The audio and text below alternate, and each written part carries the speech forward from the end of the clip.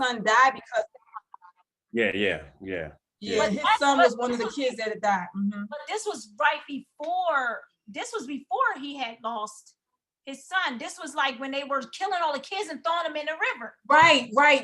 Okay, that's when Moses was put in a basket to save his life and sit down the river. Oh, you're talking about, okay. Yeah, I mean, oh man. Because they were going through the town killing it because they heard the Messiah or somebody was coming through a line of, it was going to be a male that was coming through to deliver the people, I think, something like that. And so they started killing the firstborn. I think it was boys, or was it boys and girls? Oh, okay. It's a few times where that happens. When you just said it like that, I was thinking about in the New Testament when Herod heard about the Messiah, and they said kill all the firstborn Jews, and that's where Mary and Joseph got up and left. No, it's not that. Oh, you're talking about the Old Testament. Yeah, it's the Old Testament. Yeah. But I was sitting, I said, okay, so punishment and discipline. I said, what? I was like, what? Well, this one, I mean, what's the difference? When the children, the Egyptian story, they were in captivity. So this is just, it's like one of the things that's happening while they're under Egyptian captivity. Because one thing that the Pharaoh kept complaining, saying that in a sense, they keep multiplying, like, yo, it's too many, because he said it's too many of them. If we don't do something after a while, they're going to outnumber us, and then guess what? We're no longer going to have them in bondage. So that's one context. I mean, it's a lot of other ones, like where children are, but I mean, that's funny because we don't we don't give a rip about the adults. Ain't there some? We don't be like, yo, they killed these men. Right. I mean, yeah, that's yeah. Yeah. Well, I guess because the kids are the future. They have their beginning of life. They're just starting to live. The adults have been around for so many years. It's like y'all done living. Just let it go. Okay, and we got to say the kids, because those are the ones that are going to lead us to wherever we need to be at this point. You just school them a little bit. You know what I mean? And let them go ahead. Pretty much. Yeah. Pretty much. Yes. So I guess we'll get into that after talking about affirmation. Okay. All right. So yes, we were talking about low self-esteem, shame, and basically building yourself up. Affirmation. Is there too much of being affirmed in yourself?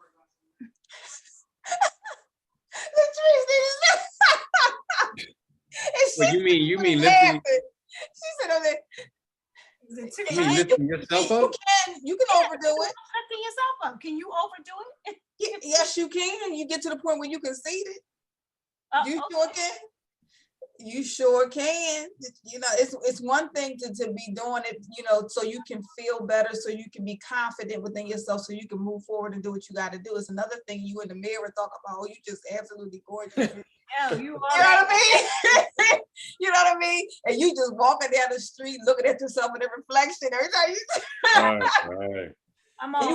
You're absolutely, and you kissing at yourself in the mirror all day long, really?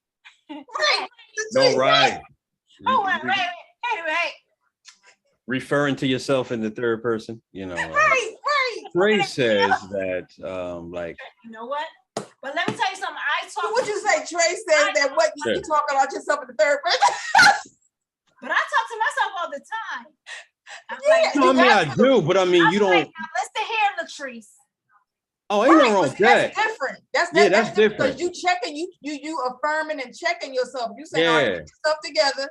Yeah, that's different than you in there kissing at yourself and you talking about, oh, you just child, you just all that.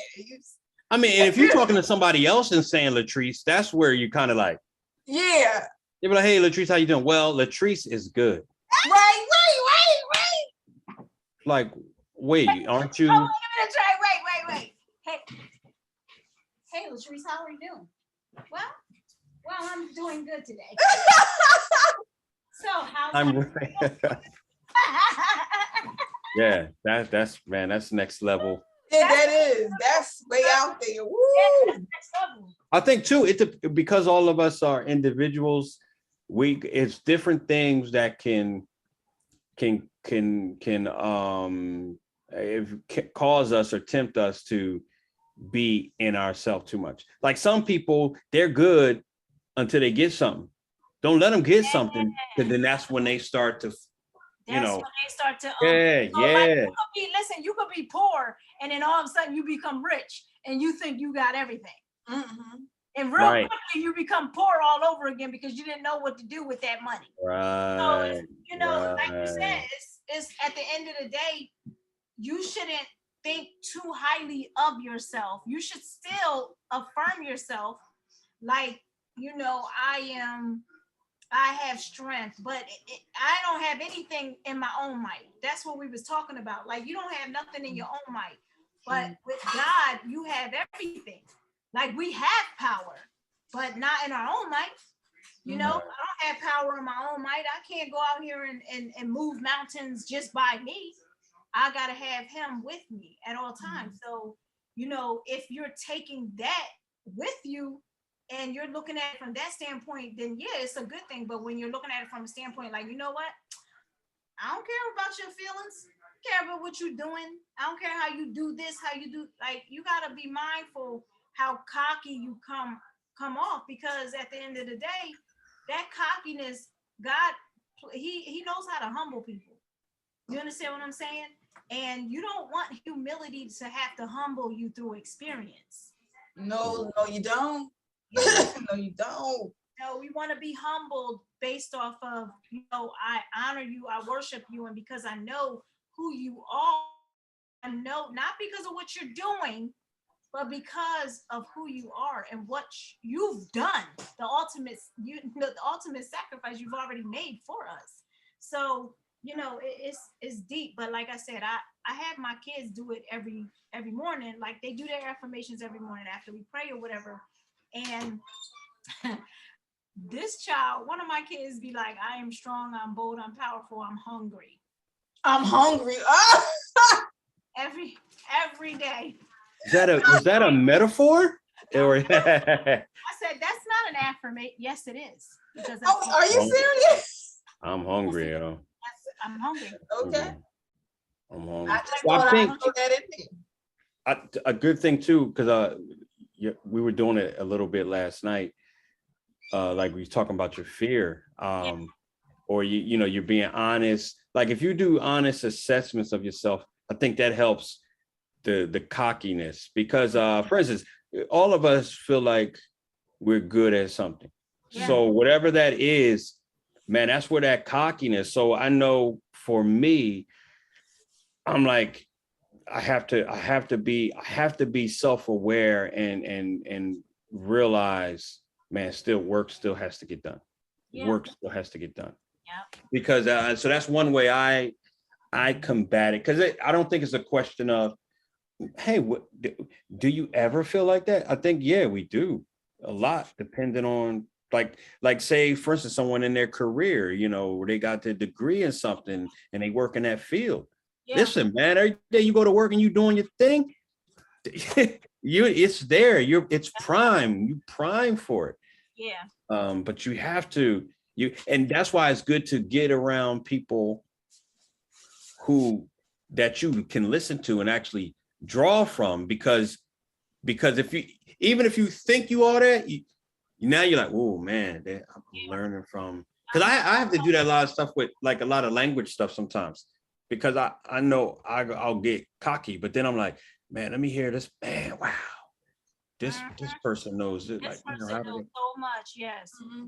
And you gotta allow people to check you too. See, you need to be around people that will check you and say, I'm gonna need you to bring it down. Okay. Right. Bring it down a notch. You take it down just a little bit. Bring it down. And you also listen, you probably pretty much like not that you're out of control, But man, if someone has to like come to me and really be like, yo, Trey, bring that down a couple of notches, I'm like, how long was I wilding out? Now the Right. vocally, yeah. So if I sit down, take several seats, okay? And you got to know that there's always someone out there that does whatever you do, does it better than you do. better than you. And that's a fact. Somebody will always be better. That's right. Mm-hmm. That was crazy. And you know what? And I used to be like, yeah, somebody out here can do it better than me. I just don't want them to come in front of me and do it. Yo, say, stay over there. Okay. Yeah, don't come in front of me. I'm gonna clap, I'm gonna do everything I can. Please don't come in front of me because I just feel so, I feel so like this. But you know what I realize is that even though I know there is someone out here that can do it better, who can speak it better, who can walk it better, who can talk it better, who can sing it better. The reality is that because I know that God is working on me individually in a relationship with him, I'm glad that you can do it better. You understand? Because I don't never want to be you. Do you understand what I'm saying? They're not you either. That's right. I just want to be me. They're not you, and they can't. They don't have your energy. They don't have your spirit and your energy. All of us have like you got fingerprints that are all unique to all of us. Our spirits and our energy are all unique, so we draw different people to us. So there's enough room on this earth for everybody to be great, and that's the thing. You're not supposed to be nobody else. If you're supposed to be somebody else, then you would have been them. You know what I mean? It's about stepping out of your comfort zone. Like Trey said it last night. He was just like, yes, if you know you're supposed to be doing something, just step out of that comfort zone. Because we like to be so comfortable. Mm-hmm. When it starts to get uncomfortable for us, that's when we're like, I don't know if this is what I'm supposed to be doing. Mm-hmm. You know how we was just saying it before we started, how when we're on here all the time and we say we get to the bottom, but we really don't because it's bottomless. Yeah. So the same thing is applied to when, like you said, when you come across someone who does something better. Now, like you said, but then that person is not better than this other person. And there's other, so it's always bottomless. So if you chase that, you're always going to be chasing it because, like you said, someone's always. So what to what Erica said, yeah, we just got to take a pause, feel comfortable in your craft. Yeah, your craft, because no one can do it like you. That's just, it's like fitted for you. But so you do it right. Guess what? No one can do it like you. But see, this is where that humility comes in, because you may run into somebody who can do it better than you. And God says, now here's where I want you to collaborate. See, people don't get it. See, we were supposed to come together and collaborate in some way, shape, or form. You understand what I'm saying? As opposed to us looking at it from the standpoint, oh, you know what? They do it better than me, so I don't think we can work together. No, we were supposed to work together. We were supposed, that's why he put those people there. So if you got, say like if I have a tone of a bass and somebody has a tone of an octave higher, God's saying now y'all can come together. You understand what I'm saying? And make something work to glorify my name. See, this is why we don't move higher than what we are, because we always want to stay stuck in the level that be like, okay, well, I'm no longer sucking on the baby bottle no more, so I'm just eating the baby food, and that's good enough for me. I've graduated to a little bit of table food, but I don't think I want to get to anything further than that. God said, now I got you to another level. Now I need you to work with others. Now that I've given you everything that I've given you, now it's time for you to work with someone else.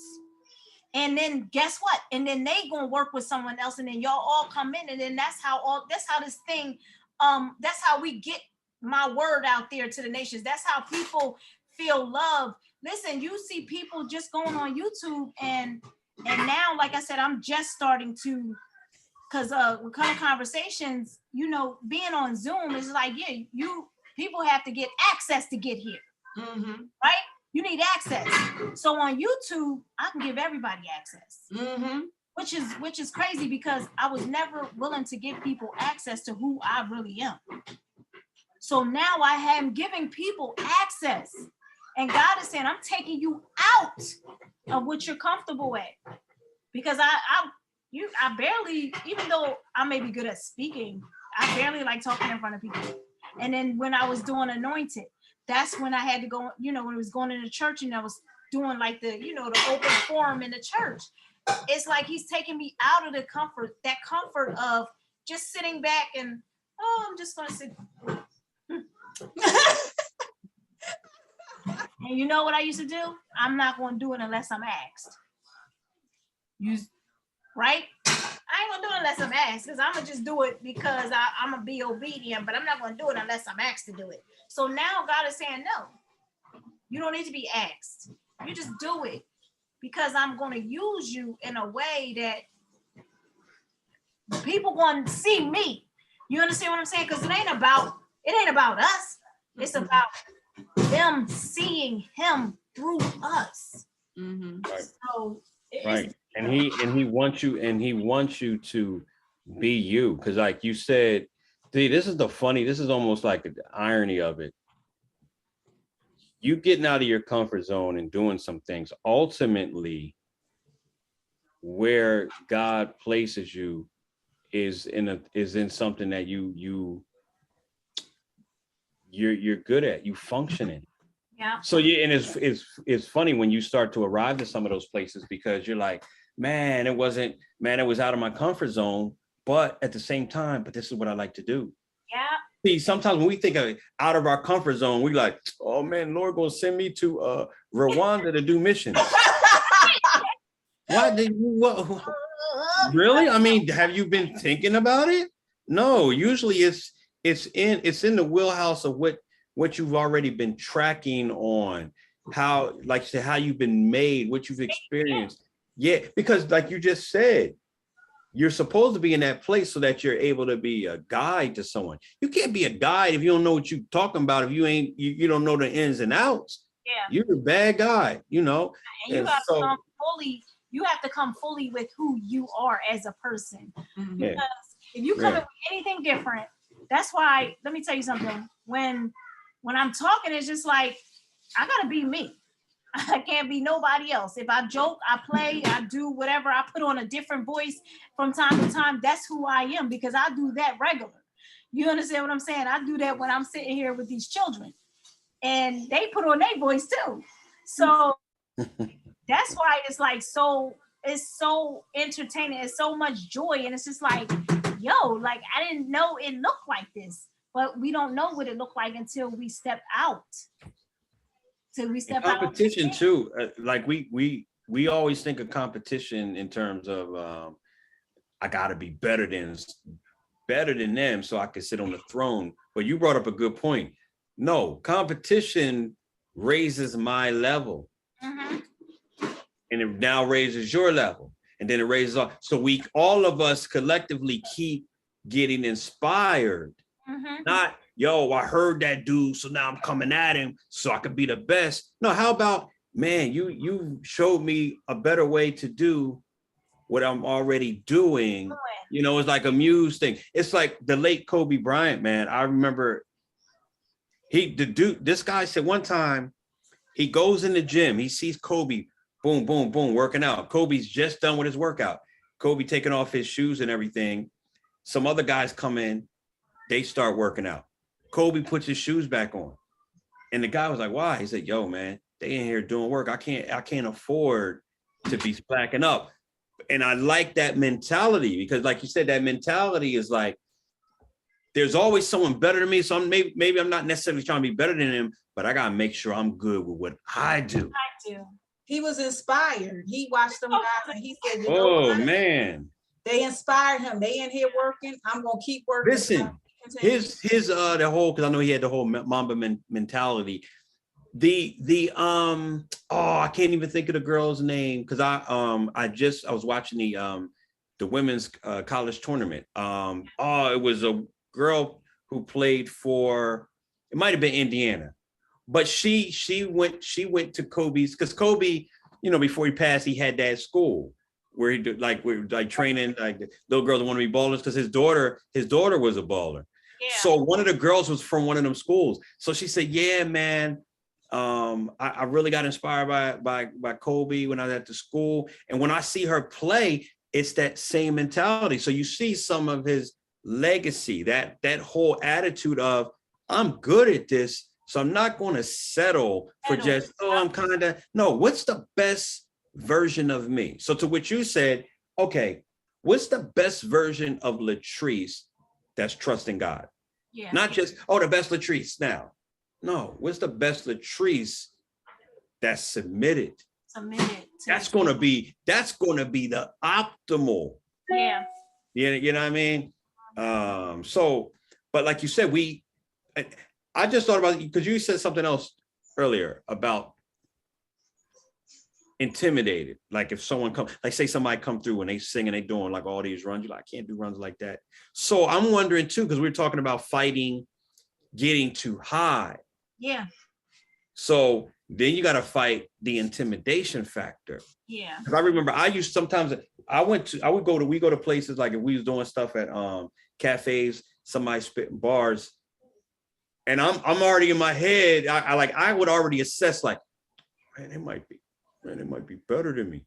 So now see, I was the type when I got intimidated, I didn't shy away. It's just like, it's my turn now. Yo, I gotta go up there. I gotta roar. But I was still, but on the inside, I'm like, yo, man, they killing it, man. Yeah, exactly. Is this many people gonna clap for me? So that's a fight too. When you're kind of scared, I always look at it like this, because I get nervous. Anytime I say it's good nervous, because I think it's natural for when you go before people to be nervous. I think that's a natural thing because of expectations, especially if it's new people or different people. But I bite that right away by just going into something, or I might say a joke. I'll loosen myself up. I'm like, listen, I don't even care if y'all still stiff. I'm good. Let's go. And so those are things we have to combat, man, because like anxiety, man, I've seen people anxiety get them. They go before they're in front of people, and now they are silent. Like nothing. Like, whoa, what happened? Yeah, too many thoughts, too many thoughts going through your head, and that again, like that's what we talk about. That's the lies of the adversary. He basically fills your head with, oh yeah, you guess what they just did? You ain't gonna do it. You ain't gonna do it good like them. And the reality is that we were never supposed to be good or better than someone else. We were supposed to be great. So it ain't about being better than somebody else.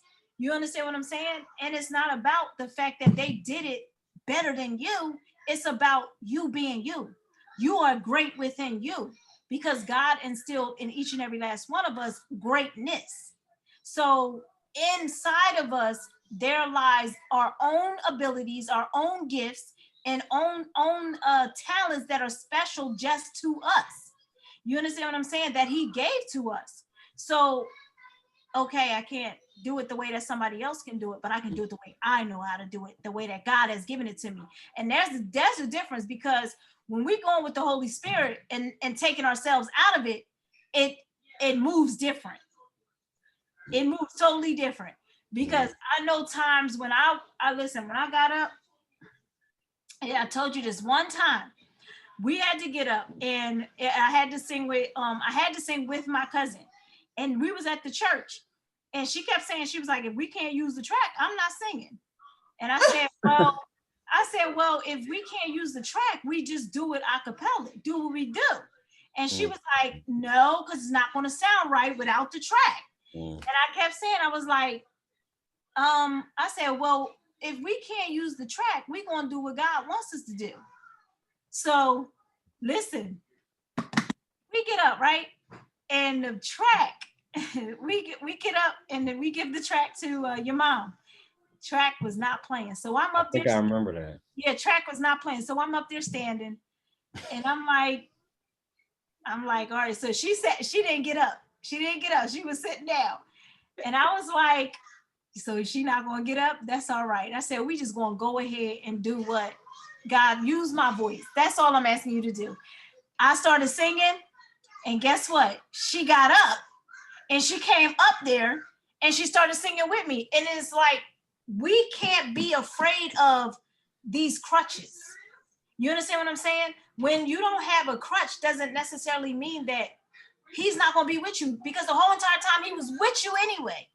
So yes, there's these mishaps and there's these things, and then there's these things that's going through your mind that's making you think anyway, oh my goodness, I'm not going to be able to perform, or my voice is going to do this, or my voice is going to do that. If I don't practice X, Y, and Z, I'm not going to be good.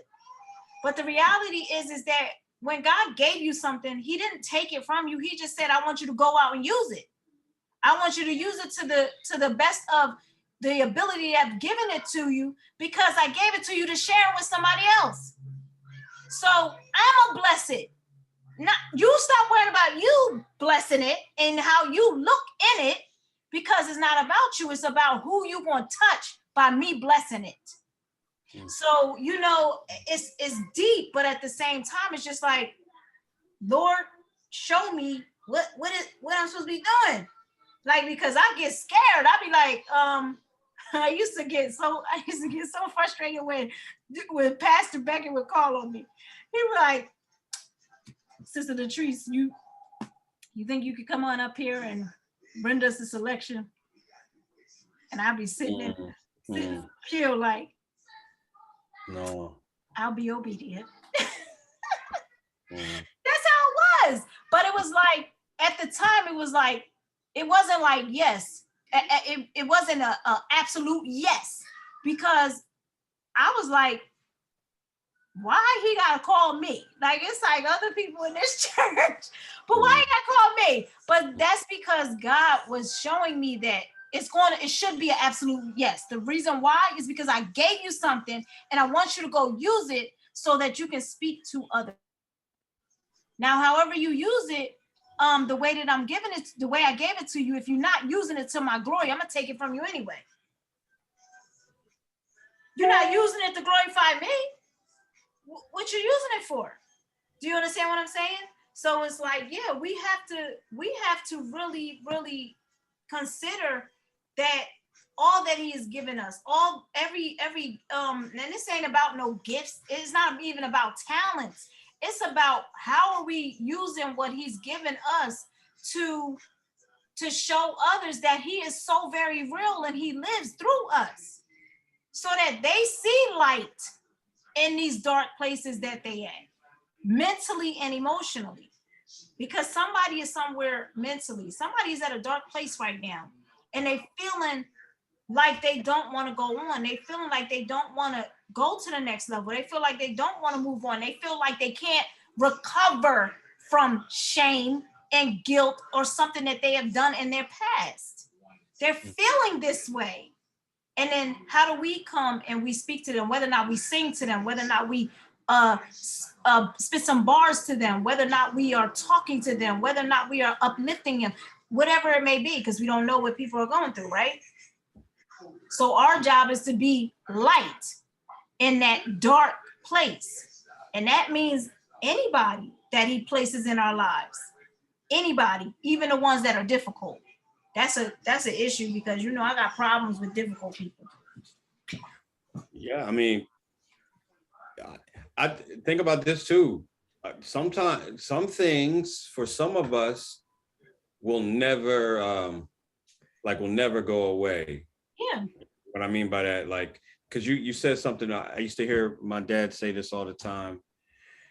He's always had a fear. He said from the first time he ever got up and preached, he said there's this running fear that when he gets up, there's going to be a time when he gets up and he's not going to know where to turn to. Everything's going to be gone. And it made, when he told me that, I thought about Paul with the thorn in the flesh. Yes. And so why does Paul need the thorn in the flesh? For me to have you where I need you, Paul, you need to have this issue So Yeah. think about some of the things we like, oh man, like, Lord, get rid of this, but you're not paying attention. Is that thing bringing out the best you? Ew. And to what you said about, see, think, like you said, think about some things that you've gone through in your past. You don't want, oh man, I wish I never did that. I wish that wasn't on my mind. Mhm. But that thing helps you help the next person who, like you just said, is in a dark place. Yeah. Yeah. So what better than someone who's like, listen, see, you think you've been in the hole, I've been in the hole. And so we want, Lord, take that away from me. I don't want to ever, but you need that because of who's in your circle of influence, who you're being like so beneficial to, man. Like some people, just like a phone call, like, dang, man, wait, you call me, man, just to see how I'm doing? And you know what, you're affecting like every part of their body just from the phone call. It was a lady yesterday, I having a conversation with her, and I didn't even have a conversation with her. I'm walking in my car and I yawned, and she said, don't yawn, you're just gonna make me yawn. And so I would laugh, but then I walked away, but then I was like, wait a minute. I said, I have a question. Why does my yawning make you yawn, right? So that's an interesting, there's something going on between the bodies that people, and sometimes, because she brought up another good point, sometimes it's just not just the yawn, but how you yawn. Because some people go, one of them, and then it hits you. So we affect each other even when we don't necessarily want to. So to what Latrice said, what happens if on purpose you're now like, okay, let me get in tune. Lord, give me wisdom. So now I'm affecting people strategically. I'm loving strategically. And now, like you said, one phone call, like we went to, mom's on here now, maybe she remembers the lady's name. My dad we were kids. We used to, and when we were kids, he used to go to this church in Glassboro to preach every year. And it was this older woman there. And everybody said, listen, I don't know if the angels blessed her hug, but when she hugged you, unless you got to just have experienced it. When she hugs you, it's like you feel its burdens are like lifted. It was, I was like, and I'm a little kid, so I'm like, what, man, what are they talking about? But they're like, yeah, there's something about that. And then other people were saying it. So it's not about your gifting and talents as far as you bragging about it, but it is about your gifts and talents, because God's like, yo, I gave you that. And I ain't give you nothing sloppy. Did I give you something sloppy? Nope. Go out there, sharpen your craft, whatever it is, do that work. Now, like we were talking about this, maybe I think a little bit last night. The problem is when we get intimidated and we feel lost, or we feel our self-esteem is low, and we don't recognize what we've been given to do. So then we try to do what someone else is doing. So you got all these people trying to be like Mother Teresa. Yep. That's not you. That's not you. But I want to do good because I'm so bad. And she looks like a good example. Let me do Mother Teresa. Like, no. I gotta do what she do so that I can get what I can get. No. Right. And see, you probably not that good with that many people at the same time. So don't know. No. And when you fake it, people can see it. Oh man, come on. Yep. It shows up when you are copying off of someone else. The true originator of what you're trying to do will always shine through. They will always get you out. Yes, it does. Yes, it does. Just like you said, your true self will always show itself. Yep. Because, like I said, me personally, that's why I tell people, I'm not patient. I'm not as patient as people think I am. And And that's because I'm so like, I'm always trying to do and always trying to get things done. And then I'm moving here and I'm moving there and they got to get here, there, everywhere, like Dr. Seuss.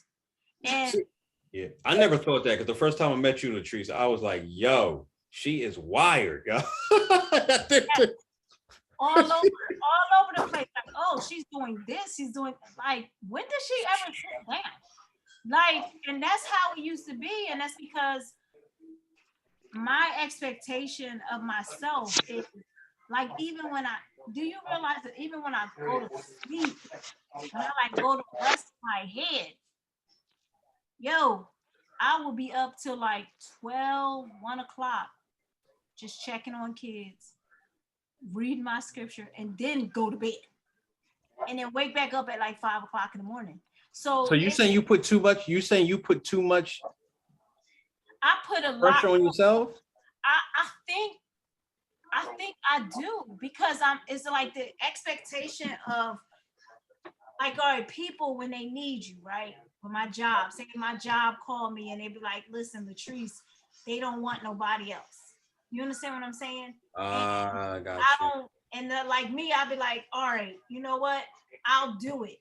But I don't never like take a mental and emotion. That's where the issue is. Like, you gotta take a mental and emotional break, because I'm always with 24/7, whether I'm with children or whether I'm with somebody else.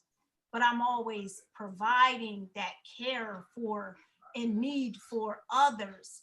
And then when I'm breaking down and I need it, it's like, dang, you know, you understand what I'm saying? Like, where is this? I know I got the Holy Spirit. He's always affirmed me in everything. But it's so like, that's a struggle. That's a struggle too. Okay, because I think a little, I suffer from that a little bit too. Where, and it doesn't happen until someone, like you said, if someone says to me, "Man, you were good with this, and you did such and such." Sometimes there is a little pressure that, oh, I have to, because they recognize me doing that. yeah. I have to, if they ask me, even if I like say I got other things I know I got to do, I can't say no. So that's a thing too, where you have to be prayerful about and learn. Because see, I learned, like my grandmother taught me the power of no. Like before then, I didn't. I was worried about what. That just came into my spirit. Was like, you gotta learn how to say no. Like, everything just can't. And you know what? I used to be like, well, you know, if I say no, am I not being? If I say no, am I not being obedient? You See that? Yeah, that's trappings, man. That's trappings. Yeah, that's what it would do. And it'd be like, okay, if you say no, then you're not being obedient. But God tells you when He wants you to. God uses you and tells you when He wants you to say no. Go ahead, Sister Becca. Did you want to say something? You can be in a place or position where you feel like you're going to hurt that person's feelings. But see, that's the way you're thinking. They're not thinking that way. They just say, oh, well, I know she'll do it because she never say no. You know? Yeah. And I would like to say no many, many times. Like, I'm doing something right now. And then I know my sister going to call me. And I just keep going because I got to go. Yeah. But I want to say no, leave me alone. You know, but I don't want to hurt their feelings, or at least I feel like I'm hurting people's feelings if I come out and really say what's on my mind. Yeah. That's where that comes in, because we're supposed to be obedient to God, not to other people. And that's a struggle when our loved ones ask us to do something, and because they're our loved ones, we do feel guilty and we feel bad. But even God said, you are not to love anyone more than you love me. So you're supposed to listen to Him. And if He tell you that you need to go to bed or you need to read a scripture or something, you don't need to be doing this for this person because I'm asking you to spend time with me. That's what you got to do. Even though you feel bad, you know, you'll get over it. Though. You do get over it. After a while, when you come to an understanding, You do Mhm. get over it, and the other person will get over it too. They will get over it. They'll be That's- fine. It's a hard thing. It's something you got to learn. It's not something that comes Yeah. because you grow up believing that you have to be subservient to all of your loved ones, all your friends, your family, because this is what you're taught. You're taught growing up. You're here to help serve and do for your family and your friends. We're taught that. Yeah. Everything that's asked of Right. you, you're expected to do it. Yeah. That's what your mom and your dad teach you. You're expected to do it. After a while, you don't learn until you get that relationship with God that no, he's not calling you to do everything for everybody. Yeah. He's calling you to do what he needs you to do. And then once you check in with him, then you go. he'll tell you who to serve, when to serve, and how to serve at those at those points. That's right. Yeah. But like Good everybody's point. not gonna understand. You're gonna get people who are not gonna like you because of it. They're not gonna be in agreement because of it. So you're gonna get a lot of backlash. Go Well, ahead. well, Definitely Eureka. get, and it's continuous. It doesn't stop. The backlash doesn't stop. Oh yeah. It doesn't Well, stop. that's that. Well, I had a moment of a eureka with that, because when I found out, like, wait a minute, I still get hate even if I say yes. So because you worry like, no, if I just say yes, that'll eliminate. But when I found like, no, that don't eliminate it. So I said, you know what? I might as well get some rest, because the hate coming anyway, but at least I'm going to be rested. There you go. Because so it's so to like what Erica said too, it's like you learned, so that's like a discipline. It's like when you go to self-defense class, so they're going to teach you the no form. So you learn the no form, you get disciplined, and then after you get disciplined, they tell you to prepare for the windfall. Because see, people are going to be shocked. He said no, man, let me hit him with all the things I usually hit him. Pew, pew, pew, it bouncing off. Like, wait a minute, it's bouncing off. That's right. Because you know I still love you. You see, that's one thing you can't, because I used to say this, I would tell people this about my parents. I'm like, all right, because this was just always my opinion. I was like, they doing too much for y'all. And I said, I know they ain't perfect. But I said, one thing I know for sure, you cannot say that they don't love people. Even if they got to say, we sorry, or this or that, we can't do, we don't got time. You can't, then to what you said earlier, Erica, real recognize real. Now you might be hurt because they said no, but you know in your heart, you can't say, man, they don't even love me. No, no, you know, okay, yeah, maybe I'm being a little selfish. Yeah. See, that's the thing that sometimes bounces back on us when we're in our feelings. And then you realize, no, I'm just mad because I wanted my way. Exactly. Yep. You know, That's how it be. That's it. That's what it boils A down lot of times. to. yeah, That's what yeah, it boils down to. Yeah, I didn't get my way. So yeah. so yeah, now you all types of wrongs. You everything I can possibly imagine, because listen, you didn't do what I said do. And that's that's like a form of control. See, we like to be in control. And when we're not in control, that messes with us as well. So you're I'm glad you said that. That is a form of control. People will try to manipulate you with that. In a hot minute, they go around talking about, I'm calling. Next thing you know, your mom in your ear talking about something. Well, such and such said they asked you to do this, and you did. You didn't do Okay, that. no, I didn't. Well, why? No, Why I would you do and that? I'm not going to. And Because I'll send them a text. Don't be trying to use my mama in this.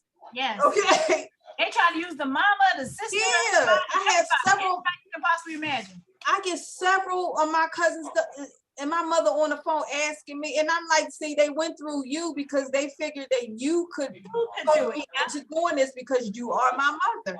I get on that text message so fast. Don't be using my mom and all of that. Don't do that. I told you, if you want something from me, you ask me. Don't be trying to go through. Ah, look at it. Are you talking to Miss Becky today? What y'all so mad about? Y'all looking like y'all mad. Gotta They're like, they use mom in a hot. Mom is a ticket, boy. Mothers are a ticket to get their kids to do anything everybody else want them to do. Looking like I Jane. tried. I tried. No, listen, that when you do that, I'm like, I always feel like, see, you done made it worse. See, y'all, like you said, y'all tried some little backdoor stuff. Like you said, bring my mom in. Now you made it worse. Exactly. Uh-oh, she got them. Look at the Muslims. I'm looking. What's that? Stocking caps? Yeah. Those are cute. I can't find scarves. Wait, where's mine? Hold on. They're tights. They're tight. See, you remember that they used to do that when we were little? Oh, okay. And he looked like a straight up Muslim though. Look, he do that. Wait, where are you going? Wait. Wait for it. God bless you. He look completely different with that on. Allah bless you, Latrice, for this program. Bless you. He would fit right in. If you was to go over there, you would fit right in. I at the speed line in what was that, Stratford? I used to get that all the time. They go, yo, my man, you Muslim? I'm like, no, why you asking? Because your beard. Yeah, because my beard, yeah. Fit, especially with that head thing, or you look complete, you would fit right in. I'm Saudi, man. I'm from Saudi Arabia, man. I had my hair covered the other day and they said, thank you. Yeah, you do look like you from Medina, Latrice. I was like, huh? I was like, I just had a scarf on my head. It was like, what are you guys talking about? I said, have a good day. Oh, you flip right. They said, oh no, I know she is because she's from the UK. Have a good day. Have a good day. Oh Have a yeah. good day. Have a day. It was nice speaking. It's nice chatting with you. Don't be a donut. Don't be a donut. Oh no. Yeah, I learned that one the other day. I was like, oh, that means okay, I got you. That's funny. That's new. A donut, yeah. A donut. Don't be a donut? Yeah, like you're crazy. Like, yo, don't be a donut. Was it in that? That was in that TV show, Stay Close. What did they say? Donut? They might have. Because her husband, I cracked up every time he talked because I'm looking at him like he shouldn't have that accent, but he does. He does. Yeah. Right. She doesn't even look like she should have that accent. No, she doesn't. No, but she's straight up. Yeah, it's weird. Yeah, it's weird. Yeah. But it's just I love it. I love to see African American with that British accent. I love it. Like Idris Elba. Oh, Idris. When I hear him talk, I'm like, Idris, I don't care what nobody say. That was my first love. When he started talking, I said, wait a minute. It sounds good on him. It just looks. Listen, I didn't know we saw I just him. Be like this when he talks. I'm like, everybody shut up. We saw him on the first time I saw him on The Wire, right? Stringer Bell. So boom, boom, boom. You know, Stringer Bell. He was on Good Morning America or something. I'm like, oh, that's the boy from The Wire. When he opened his mouth, I was like, what? Wasn't it shocking? Yeah. Oh yeah. I've always been I love acting and DJing. I'm like, he's playing, right? And I kept singing. So like, oh yeah, I'm from London. I'm like, yo, bro, you're the best actor I've ever seen. Because his Baltimore accent was on point. He can play the role. Yes. Yeah, man. We're going to go on these streets. You would man. never even know he had an accent. Never. No, it's crazy how people from London can put on like a regular voice. Yes. Hey.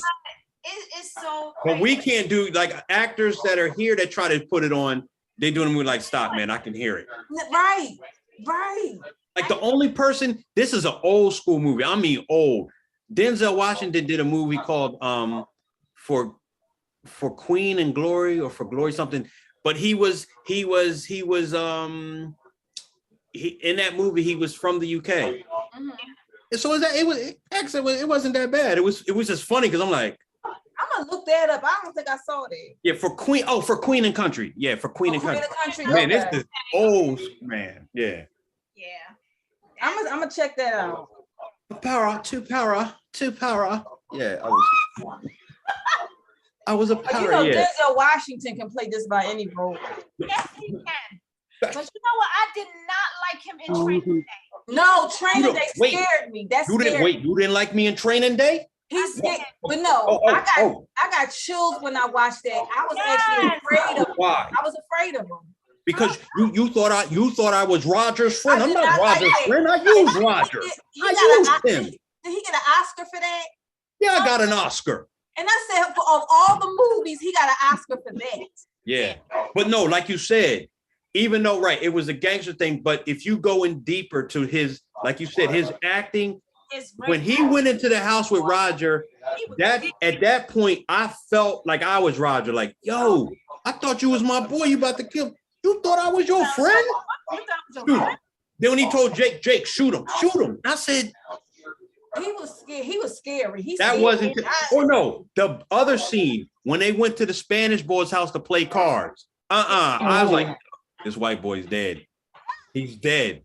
And Denzel left him, and they come on, man, it's your hand. I'm like, I'm about to die. All right. Oh, That was goodness. crazy. But it was deep, yo. But he can play any role. He is such a gifted. He is a gifted man. He is. You know, he is. Mhm. He's a man of God for real. On a real serious note, like He just dropped that recent one. I have to watch it. The Shakespeare one. yeah, He did a Shakespeare? Yeah. yeah. The Tragedy of Macbeth. Yes. It just Really? dropped on. Yeah, I haven't watched it yet. I'm gonna check that out. Yeah, we gotta get to the bottom of some of these shows. I just, I don't know what I'll be doing. We'll try to get to the bottom and keep. You a mama on the go. You a mother on the go, Right. girl. Come, mama. Mhm. She's gonna be doing YouTube on her driving with the truth. Yeah, I told you I do the color convo on the go. I'll be doing it. Can't wait to see that though. Yeah, it's on. I'm gonna send you the link because I got like 3 episodes now. Oh, you got your third? Okay. All right. Yeah, I'm on the third one, and I'm trying to, like, when I get in a car with like my mom or my dad or somebody, I'm trying to continue like the. Oh, you trying? Let's turn that off. Listen, I did one with my mom when we were in the house. We were in the car and we were driving to Sprouts, and we were talking on the way there, and she was like, don't put me on that camera. I don't want, people. I said, Mom, this is gonna be fun. I can put this on my my little podcast. Yeah. She said, you're always trying to make podcasts everything. I can see her saying that. Wait, another cool thing?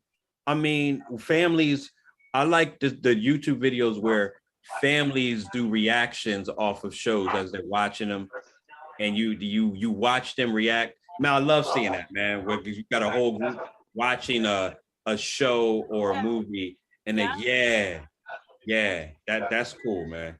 Yo, it's deep. People like that. People like to see their other. It normalizes things. Yeah. When you include your family and stuff like that, people can relate. They can look at mom and daughter and relate to conversations and stuff that's like cool, that. y'all. Yeah, that's a good thing. That's a really good thing.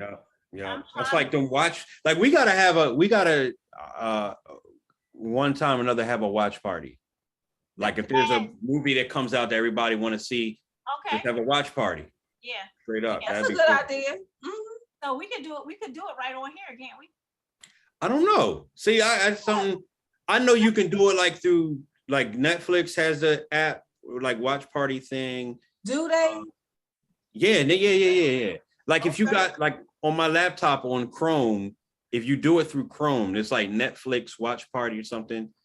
But I'm trying to think. Zoom, I think you can. You can see, that's if I have a Netflix. You can go on I can go on my computer and put in Netflix. Because see, we were going to do it. Yeah. Okay. Because we were. So hold on, your sister Becker wanted to say something. My brother Elder Rowley, he does it with his family, and they live in 2 of them in Virginia and one's in Florida. So they, all chime in around the same time so they can all see it together. I don't know how to do it, but maybe we can find out. But you had found out something before, Latrice? But I can always. But everybody has to have the same has to have that same thing. Because remember, Mom, that night we were going to do it. We were going to do it the night that Wonder Woman 2 came out on because I had HBO Max. And Right, we were and I gonna didn't do have that, it. but everybody didn't have it. Oh. But we were all going, it was like Wait, 8 of us was going to watch it. So you can't say, like, if you was on your computer, right, and you go log into HBO Max on your computer, you can't log in on your computer and then go. No, you can. You have to have it. Yeah, you can't just be home, like just pop open your phone, because that's what some people don't know. You got to have that the app. They're like, you gotta share. You can share the screen now. You can share the screen. Everybody can watch it at the same time. Everybody can watch that's it. true. Yeah. That's true. Yeah. That's what I was thinking. Like, if I share the screen, everybody can see it. Get a little dinner and sit there and discuss the movie. Chilling. Yeah, listen, man. I haven't been in one yet. I want to be in my first, like watch party would be cool. Absolutely. We need to do a watch party. We can do a watch party. We just we got plenty of movies to watch, I tell you that. We sure do. We got plenty. We sure do, man. Goodness. Yeah, seriously. Because I'm telling you, like. And see, Latrice, you need to do it because you need to park yourself and rest a little bit. That's true. Who you That's true. Yeah. I came in, I took my dad shopping this morning, got on a homeschooling cohort while I was out shopping, brought him back home. My kids, the kids helped him put all his groceries away. Then I came home, made dinner, took them to go get some snacks, came back home. I was like, your day must feel like 2 hours. She's a right. She's a mother. Right now, this is my downtime. Like being on Color Conversations with y'all. This is like my downtime. And also, like, because the kids they normally go to bed at a specific time. So yeah, they're up. They were up until like 9:20. And I just told them to go to bed, but normally they in the bed like 7:40. Other than Monday they're in a mentor program from 6 to 8. Then Wednesday they got swimming. Tuesday they got track. Thursday and Friday is normally the only day that we really have downtime. Other than Thursday and Saturday is really the only time. So yeah, and then Sunday I work all day. So I mean, like I said, but at the end of the day, I'll wake up at like maybe 6, 7 o'clock in the morning just to make dinner for Sunday. And wow, I'll leave it on. Yeah, I'll leave it while I'm at work. Like I said, I'm be talking to you probably like my parents too when I get married. Like, listen, y'all, I need some tips. I need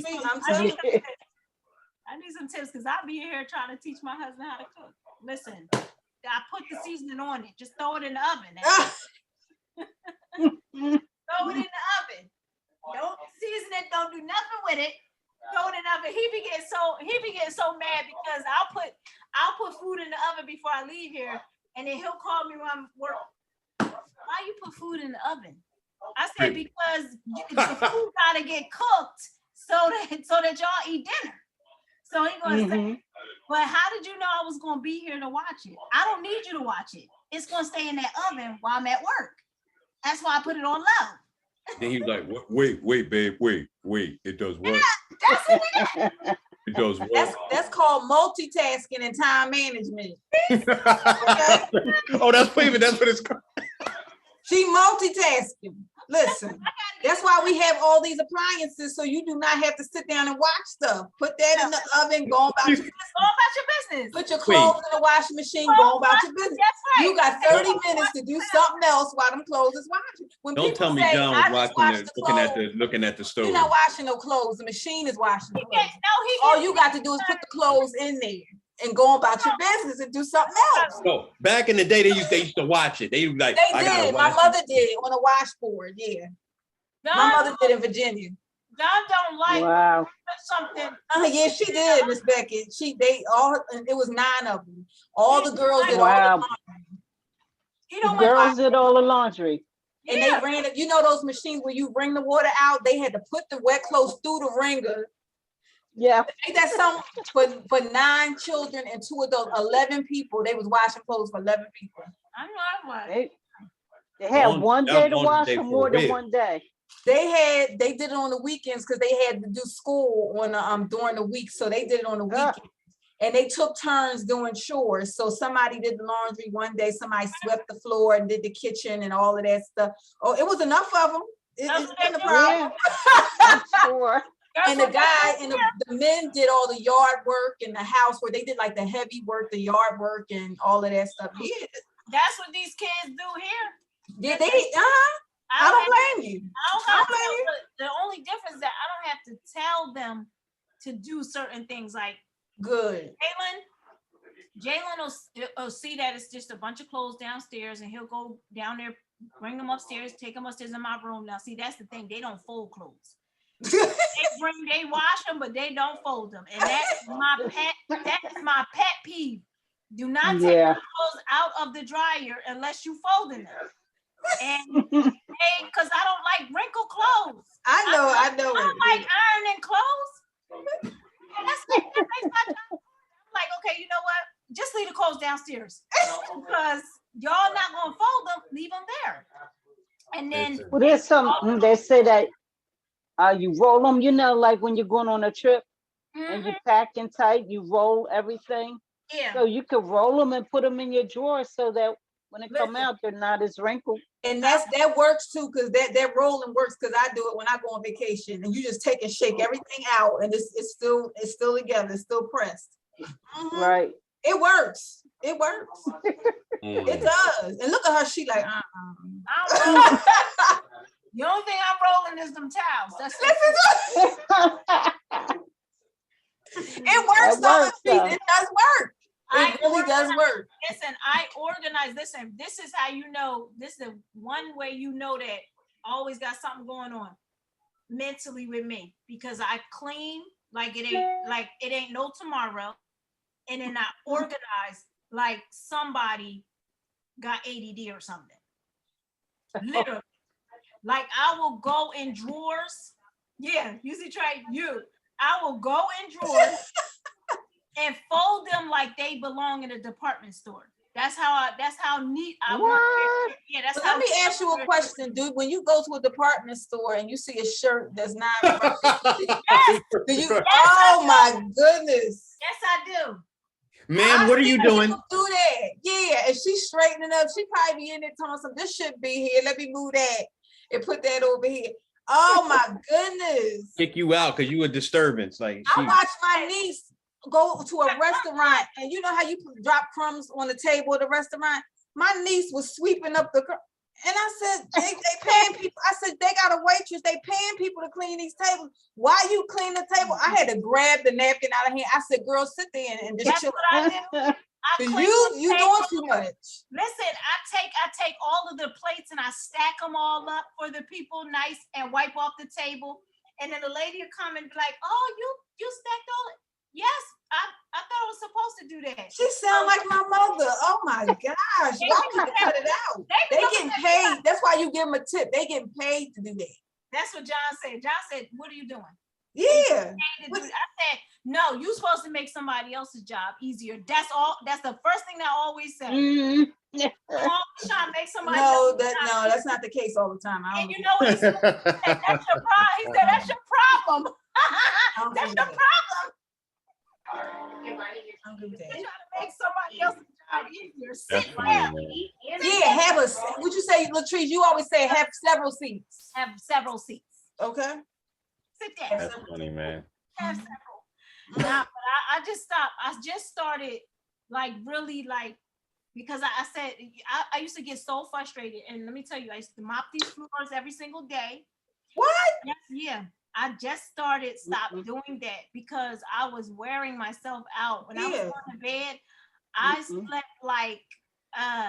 slept like somebody's newborn baby. Like they no care in the world. And then I wake up at the drop of anything. So anything that's a mother though. Mothers do that. Anything like child cough, I'm up. And then I could just went to sleep at 12 o'clock, 2 o'clock. So I hear somebody cough, I'm up. So I hear it's just That's a mother. Mothers do that. Y'all, that's a built-in thing. That's nature. It's innate. yes, it is. Y'all are mothers 24 hours a day, so even in your sleep, you can hear your baby. Automatically. Yeah, that y'all built like that. But Latrice might need a couple wires cut though. She she plugged in too much. She like What you say? She doing it's too much. She got going on. she She's plugged gonna in. explode. Yeah, but you know what? I think as she gets older, as the kids grow up and get older, it'll lessen a little bit. It'll I think it will lessen because Yeah, because they're still young. they're Yeah. young, and I used to when I used to take care of a couple of my clients, and she was telling me how she used to deal with her kids. She was like, yeah, they're kids. Let them do what they want to do. And when I see pillows and stuff all on my floor, I'm like,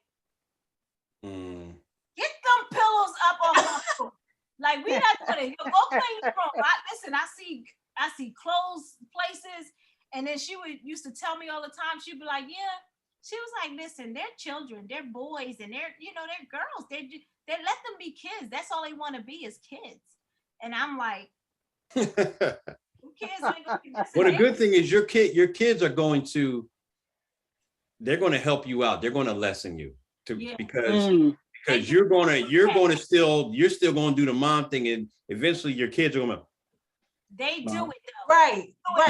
Right now, like Joelle will get the broom and be like, "Mommy, let me sweep it up." Like if they drop something on the floor, they don't leave it there. They get it and they say, let me do it. That's what they say.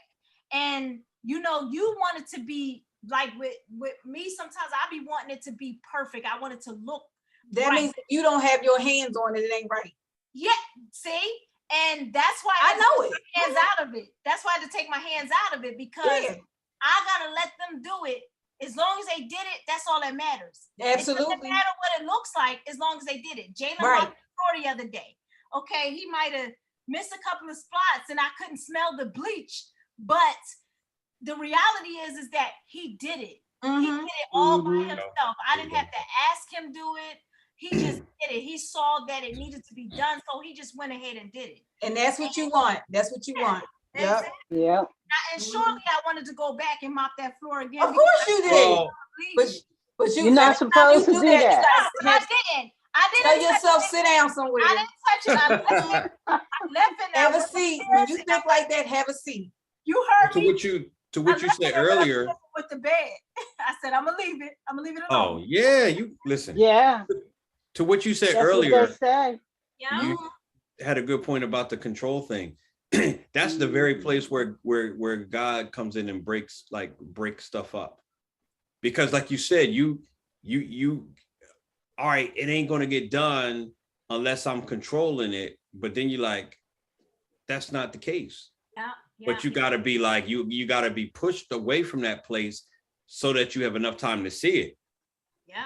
And then you, like you said, you can make a choice. Like when you lay your head down to sleep, hey, you got a choice. You can get up and be like, James didn't do this right. I'm gonna do this. Or you can say, I'm gonna go to sleep. I'm gonna leave it. I'm gonna go to sleep. I'm gonna go to sleep with the house being perfect. Yes. And that's why I had to get to that point, because that's what I was struggling with. I was struggling with mopping floors every night. I was struggling with going downstairs, folding clothes when they came out of the dryer. I was struggling with all of these different things. And then stressing myself out and then wondering why they not doing it. Like, you need to do it this way. And it's like, no, they don't need to do it your way. They need to just do it. And if they've done it, that's enough.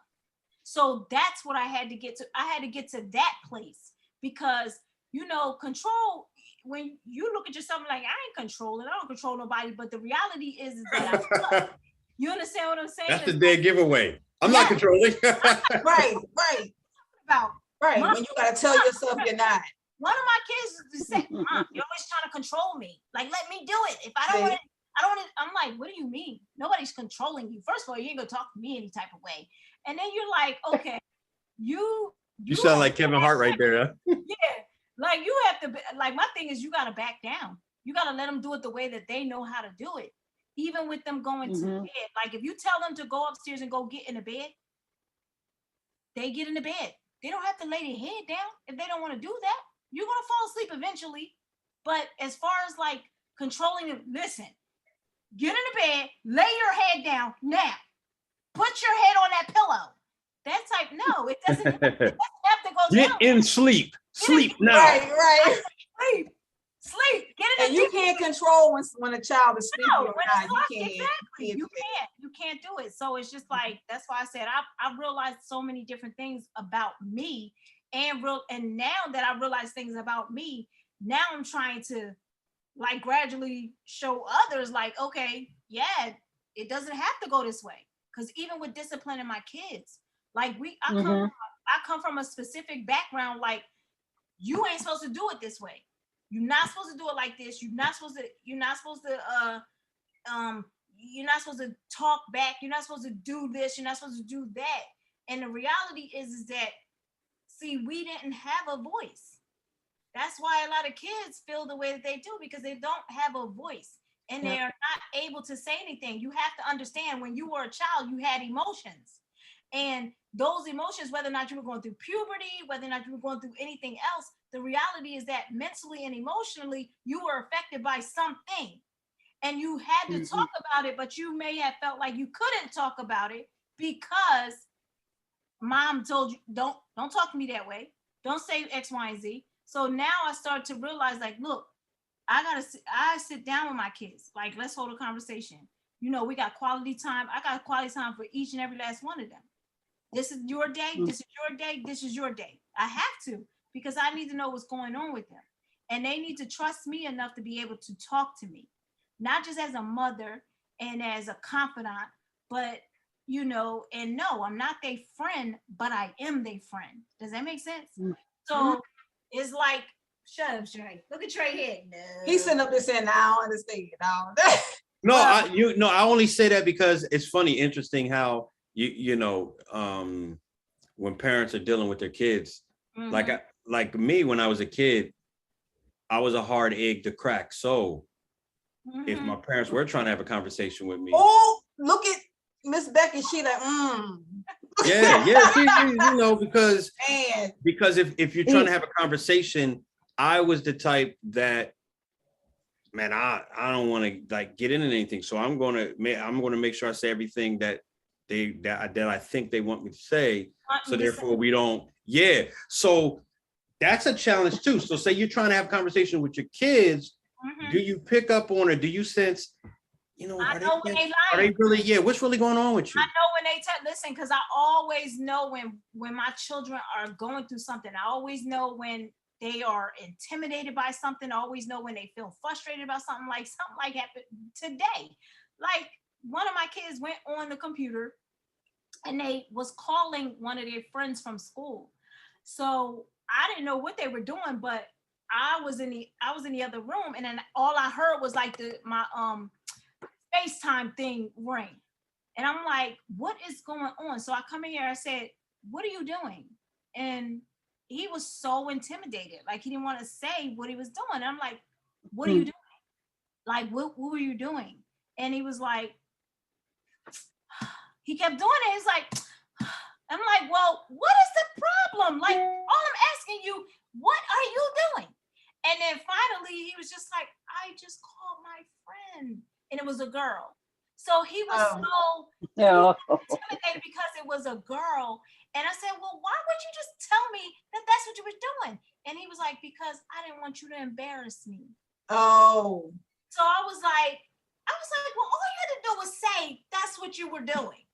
And he was like, oh, well, I didn't know. And he was so hurt. He was so intimidated. But he didn't know. He didn't know, and he was being honest. He was being honest because you're his parent. He respects you and he loves you, and he knows there's certain rules and regulations you got going on around there. So he wasn't sure how you was going. He might have heard of other parents going off on their kids because they talked to a girl or a boy or something like that. He might have thought you was going to do the same thing. He said, well, my mom ain't. She don't play. I don't know if I should. So he really did. But that's we always told him it was okay. You know what I mean? Like, if all you had to do was just say that's what you were doing. I said, I don't care if you want to hold a conversation with that girl. See, as kids, sometimes when you're kids, a lot of times we never we never think about the fact that our parents were kids once. So that's Right. sometimes why we react like that. Cause you're like, what are they gonna do? Cause I'm like, boy, they're like, boy, I've been there. You know, like But now some parents don't act like that though. Some parents act like I was on the straight and narrow. I ain't do nothing wrong. You know what I mean? But they do that because they don't want you making the same mistakes they did. That's why. That's right. Yeah. Yeah, that's why it is. And yeah. But yeah, that every parent was a child when some of the stuff my mother used to tell me, I'm like, I don't need to, I'm cool. Yeah. I don't need to add all that's too much information. We cool. We ain't gotta Team up in here. we ain't gotta, I'm cool because I know my mother was a hot mess. So that's how I tell my kids. I'm like, look, I'm gonna give it to you. I'm gonna give it to you straight. This is how it is. This is what it is, and you gotta recognize game. Okay. They need to know. Yeah, they need to know. They do need to know so they can be prepared for what's out there. Yes, they have to. Because I don't ever be caught off guard. Like the reality is that you don't talk to them, then somebody else gonna talk to them. If you ain't kidding, you don't want nobody else talking to them. No. Only you and dad over there are the only ones that need to be telling them. That's why that's why you got to sit down and hold conversations with them, because you do. Yes, they need to know everything that's coming at them. They need to know everything. In the schools that you basically are starting to question, like, wait a minute, okay, do I even want them even going to school right now at this point? Because there's a lot going on in the schools. Yeah, Yes and no. Because to what you just said about you want them to be aware, that's part of it, because they will eventually grow up and be adults. So you don't want a full-on shelter, because that's a shocking thing. Then when they get out here, be like, wait a minute, because mom's not going to always be next to them to explain or talk them through, you know. So there's an element. I would imagine that's scary for parents, because eventually on some levels, like, listen, man, yeah, they're gonna have to, you know, be in this air that, you know, and I know about it because I'm an adult now. And so there's a level, I would imagine, a level of fear with that. You know, your kids, that's why for some parents it's so hard. Because like when we were kids, we're like, well, why are they acting like that? Because for some parents it's so hard, they can't let their kids go. Like if they, I'm going to school out of state. No, you ain't. Like you just about to just, you know. Not comfortable. A lot of kids wanted to go. I think, who was it? Like, it was even hard for me to even send my son to Georgia to live with his dad. It was like, is he gonna do all that he needs to do for him? Like these things that I was questioning. Like, I know he was a good father. I already knew that. But what type of father was he gonna be to him? Is he gonna be a good dad that's gonna basically hold conversations with him type dad, as opposed to somebody that's just buying him things? So my thing is that, you know, you question so many different things, but like I said, my son go, because it was like, look, you going through a whole lot. I don't know what it is you're going through, but you acting out a way that you might be gravitating to wanting him. So I just said, look, let's just send you down there to live with him for a little bit. And he cried like a baby. I cried like a baby. And he wanted to be with his father. And I wanted him to still be with me. But it was like, that's what he needed. He needed to get to that place so that he could understand, like, look, I still got my dad. You understand? I still have him with me, so that he can basically help me through trials and whatever tribulations I'm going through. He talks to me like his dad is a good dad. You understand what I'm saying? So he can teach him basically how to grow up and be a man. Oh man, he knows what it takes. He knows what it takes to be a man that he needs to be out here. Yeah. So that's absolutely right. Absolutely. And these kids got to be street smart. They got to be street, so they need to be exposed. And you got to be in your relationship, like, like I always talk about my relationship with my kids' dads, is like, it's always been a respectful one. It wasn't when I was dealing with them, because, you don't realize relationships until you get out of those relationships. So basically, now it's like we're all the best of friends. Like we can all, their wives come over here with their husbands and we can sit down as families and associate with one another. Because That's good. yeah, because I never wanted a relationship where my kids saw that we were at a negative place with one another. So Mhm. got to that place. We got to the place where it's though, okay, their birthday is coming up. Bring your family. Let's all, come together. That's how we did it. So, it's a blessing to have that type of relationship because a lot of people are just not there. They don't want those type of connections. But I feel like at the end of the day, what makes your child more successful is knowing that y'all still can continue to be friends and y'all can still love each other at a place, even though you're not together. You understand what I'm saying? Yeah, So that means I can love you because I love you. I'm willing to sacrifice and make sure that this works to the benefit of you. You know what I mean? But listen, my Nana, she she had a closer relationship with her in-laws than my grandfather, which was interesting. So when we were kids, I just assumed, oh, that was like Nana's part of the family. And I found out, like, wait a minute, my grandpa, like, but this guy doing whatever he want, but that was beneficial for her kids. For her kids, yeah. So, regardless of what he's doing, and I guess I found that intriguing. And one time I was in a relationship with a woman, same thing. She was, now she had divorced from her husband, but she had a closer relationship with them than he did. He did, yeah. And so it was funny seeing that. I was like, oh yeah, I know this situation. I've lived this situation because like you were talking about parenting. So in essence, my dad didn't have his dad. So this was like his, when I know when we came around, it's just like, oh my God, it's just like now trial by fire in a sense. Because the older I got, my grandma used to say that to me. She said, now, you understand, his dad wasn't around.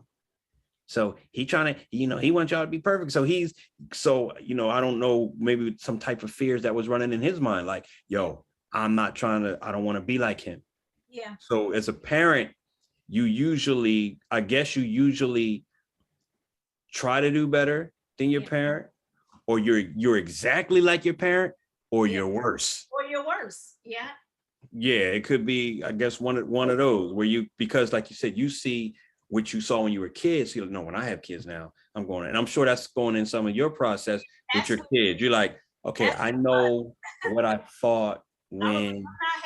Listen, I know how I was, and I know some of the things that I went through. So with my next set of children, I did more schooling with them. Like, okay, here's what you shouldn't do. Here's what other people shouldn't be doing. But with my first set, I was so fearful of allowing them to be in any situation that I sheltered them. I was like, no, you're not doing this. You're not sleeping over. You're not having none of your friends are coming here. Goodness, doctor, no.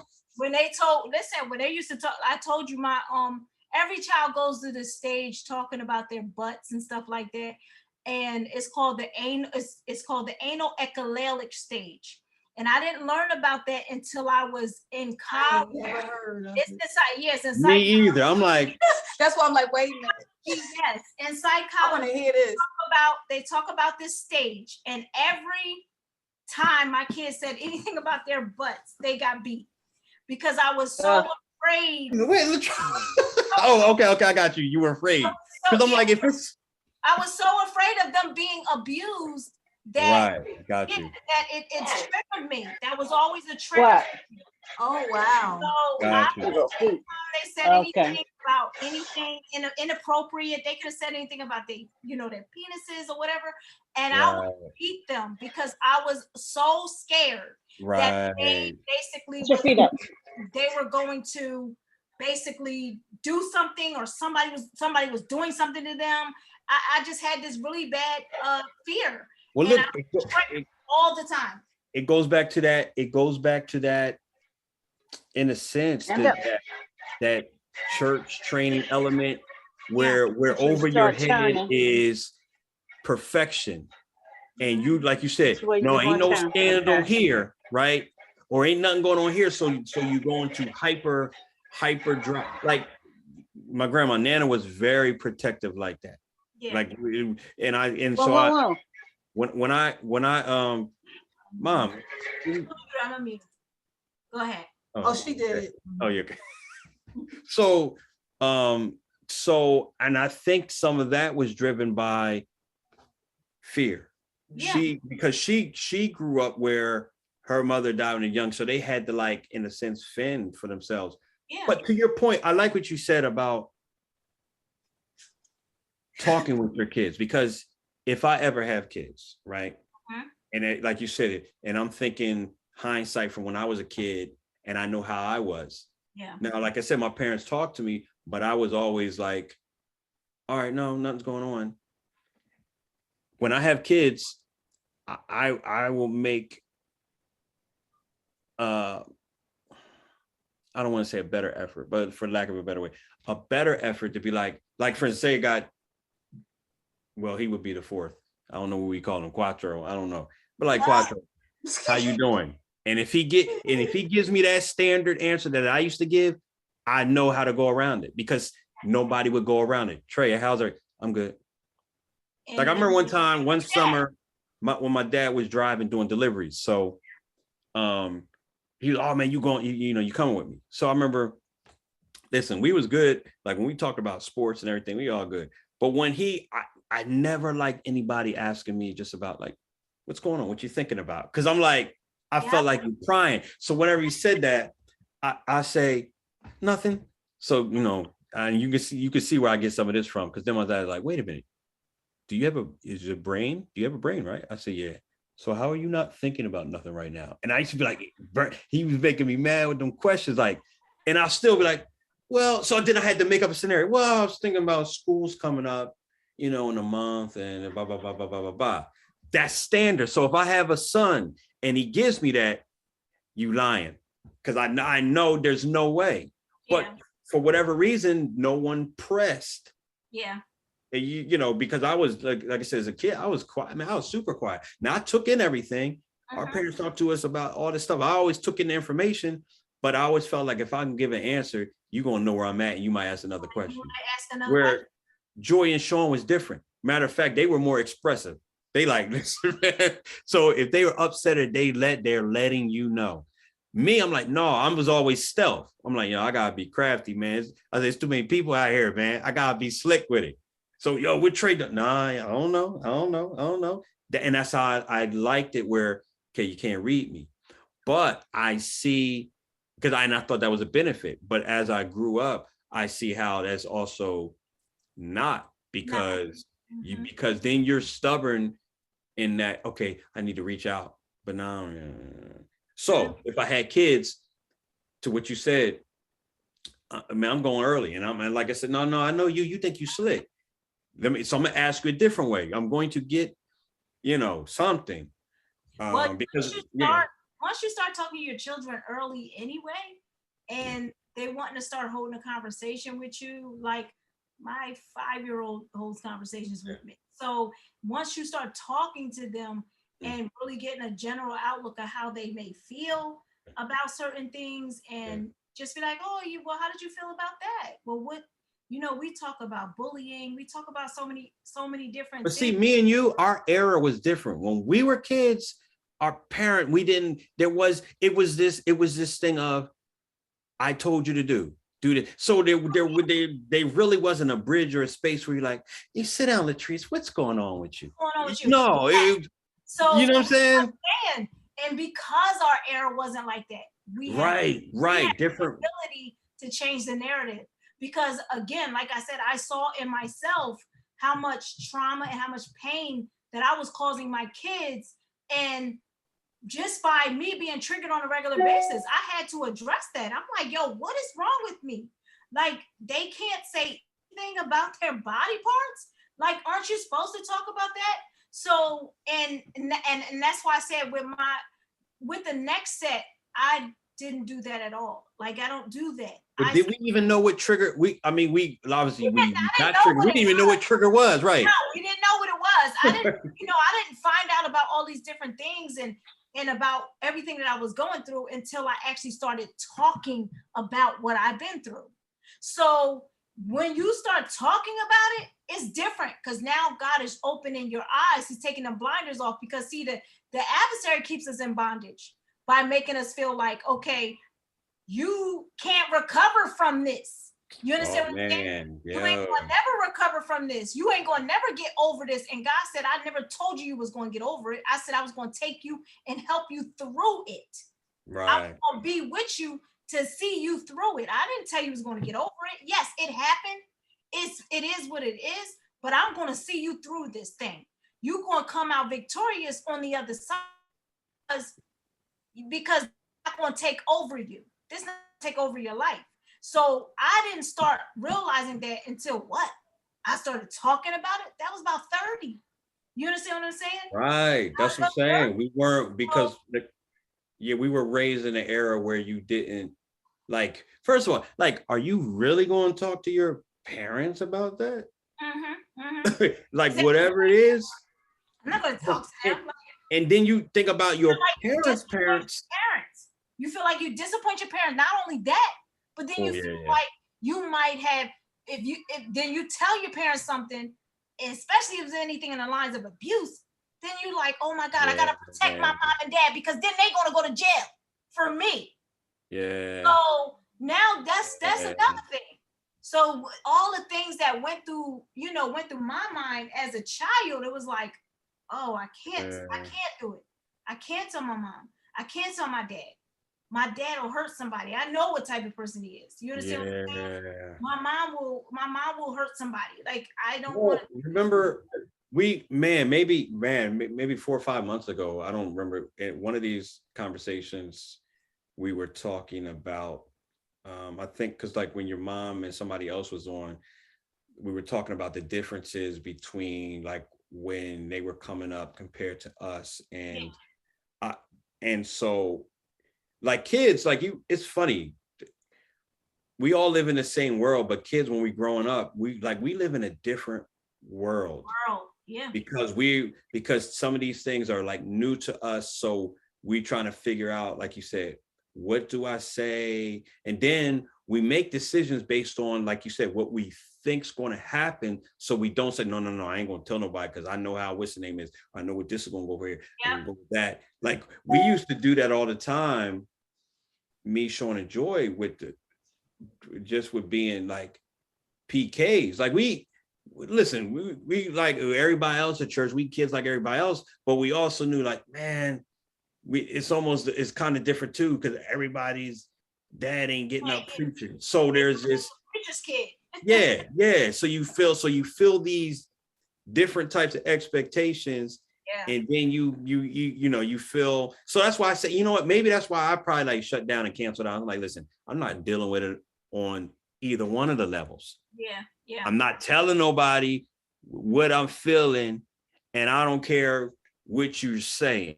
Where Sean and Joy they were different. And then Joy, my sister, her being a woman too, see, that's it. Man, I read this, I can't think of this book now. But they were talking about trauma and abuse. And they was like, you know what? The church has done a whole lot. Pretty good job. Yeah. Almost better than quote unquote outside, because you put more on the girls than you do the guys coming up. And you feel it when you're a kid, you coming up in your church organization, you start to see the distinction. Maybe we didn't know what to call it, but I remember coming up as teenagers, I'd be like, yo, they railing. Like, if somebody got pregnant, they like railing on her. But not, okay, she wasn't by herself. Yeah, exactly. It'd just be a fleeting comment about, that boy. But the girl, what's wrong? She fast. Wait a minute, if she's fast, what is he? What is he? Exactly. So what was the woman at the well? that Jesus talked, was it the woman at the well? That Yeah. she got caught in sin and they want to bring her, they brought this woman to Jesus, talk about something. This is what she did, but where was the man at? They didn't see him. They brought her to be stoned, but he was nowhere to be found. No, good point. Not only did you bring her, you said according to the law. So now you find stone her. Right. Oh, she gotta be killed now. But see, but think about the weirdness of this. You, like you said, girls coming up, they felt the pressure of they needed to be perfect. Perfect. Mhm. But the older women that were, you know, the church mothers or whatever, they weren't. And Right. they know they weren't. So Right. for you to turn around, and maybe that's because their trauma. So they're like, I know I wasn't, but this is the way. And so it's a cycle of you know. Oh, and that's that cycle, because and that's what something that you have to take in consideration too. Like, yo, you gotta recognize it. You gotta recognize that cycle, because you're trying to create these perfect kids, and they're not gonna be perfect. You're trying to make kids be perfect because someone thought that they could try to make you be perfect because they were trying to keep you from what you had been through. Right. And you still went through it anyway. Right. You know about it. You know how remember some of let's take a movie, any type of movie where you're in the house and like they like dig in the wall and they find like, you know, maybe it's a skeleton or something like this. I didn't know this was in the house, and they try to bury it. To what you said, when folks saw that cycle, build a wall. So one of the walls was, I gotta make my daughter perfect. Oh, I can't be having them. Mm-hmm. But you're now building a wall. You're not addressing. All you're doing is walling off something that eventually, boom, is going to get through. And they stressing the poor children out with their expectations because they made this mistake. Now they're passing that on to the child. And the child is like, man, can you please? And let me tell you something. This is why I have to take. This is why you got to understand. Like, even when I got pregnant, I was not telling nobody. I was gonna carry that pregnancy all the way to about 6 months before I opened my mouth to anybody. And I got pregnant at 18. So my thing and I already knew my mom's expectation was super high for me. And it was like, oh, no. You ain't bringing no kids up in here. You gonna go to college. You gonna do this. You gonna do that. You're gonna graduate. And I graduated high school. But my thing was, it was like, oh my God, like, how am I even gonna even reveal this? Like, I can't. I'm not telling nobody. And that's how it was. Because how did you, okay, let me ask you this. Man, how did you feel in terms of, how did you think God was looking at you? I thought God would look at me like I was going to go to hell because I had a baby out of wedlock. And 2, I felt like there was no recovery because I wasn't free. You understand what I'm saying? It was no recovery and was going to be no forgiveness from this. This baby was a mistake. Until later on in life, I learned that no child is a mistake. Wow. You understand what I'm saying? So, like I said, some of these things that had when I was 18 will never go through my head now, and never basically shun someone who basically got pregnant. Yeah, the act that you did may have been out of lust or whatever it was, but the reality is that God don't make and He create children. So you was not a mistake. See what I'm saying? And this is some of the reasons why we should be talking to our kids when they get older about sex. This is the hypocritical point too. Like you now get at me when I'm pregnant. But like you said, you can have, there's times you can have sex and you don't get pregnant. So you're not, so it's almost like you bypass the fact that, oh, they were active. You going to the street, you would, like, for instance, you're embarrassing me. That affects, right? Now, the triggering point where you hit was for me. When I lost my virginity, That's say when you said you felt like guys like, yo, I'm done. Done. That's how I felt because of all of the narrative. And I said, Trey, he done with you, man. And do you believe? Now listen to this. So this is the kicker. So as we get older, we start to learn more things about our parents and our grandparents. Now, which is crazy, is like my grandmother, she was with my grandfather ever since she was about 15. Oh, wow. That's intimidating. Yeah.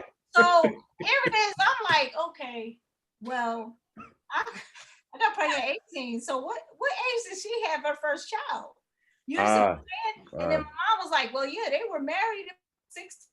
Dad's first baby is 17, going on 18. Like, I'm like, huh?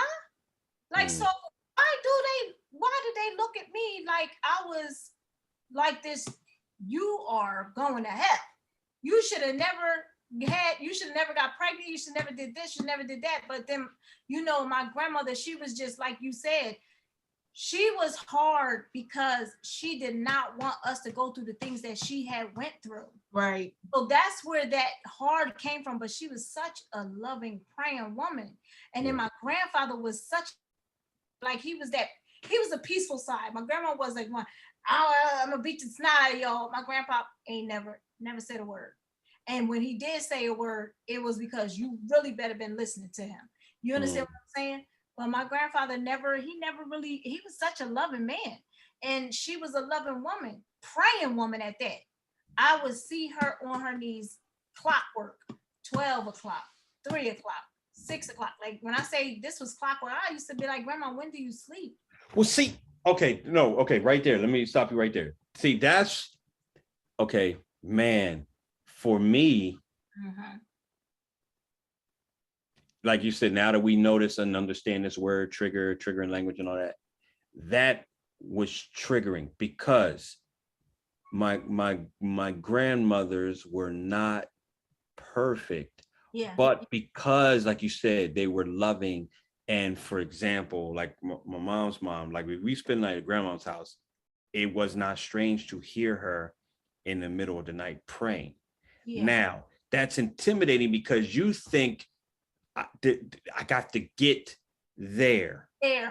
So you bypass their flaws, and you're scared to death because, Dad, like you said, man, I had sex or I got pregnant, and Grandma be, she's praying at midnight out, so God, and I don't even, man, sometimes I don't even want to pray. So I know God don't, and we it's funny, how you bring all these assumptions and God's like, you done?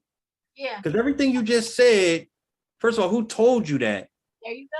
Who told you that? You done built a whole heap of stuff that I never said. So I remember when I started taking some of those off, I'm like, oh yeah. Who told you that, Trey? I assumed, and everything kept coming to my mouth was assumption. Well, I assumed because, and then I assumed, well, stop assuming. Yeah. And get to know. Let's like you said, let's be real. Let's get past these like you said, these strongholds, these clouds, these like these misdirects, because like you said, it's intimidating. Folks are doing stuff, they're from a different era than you.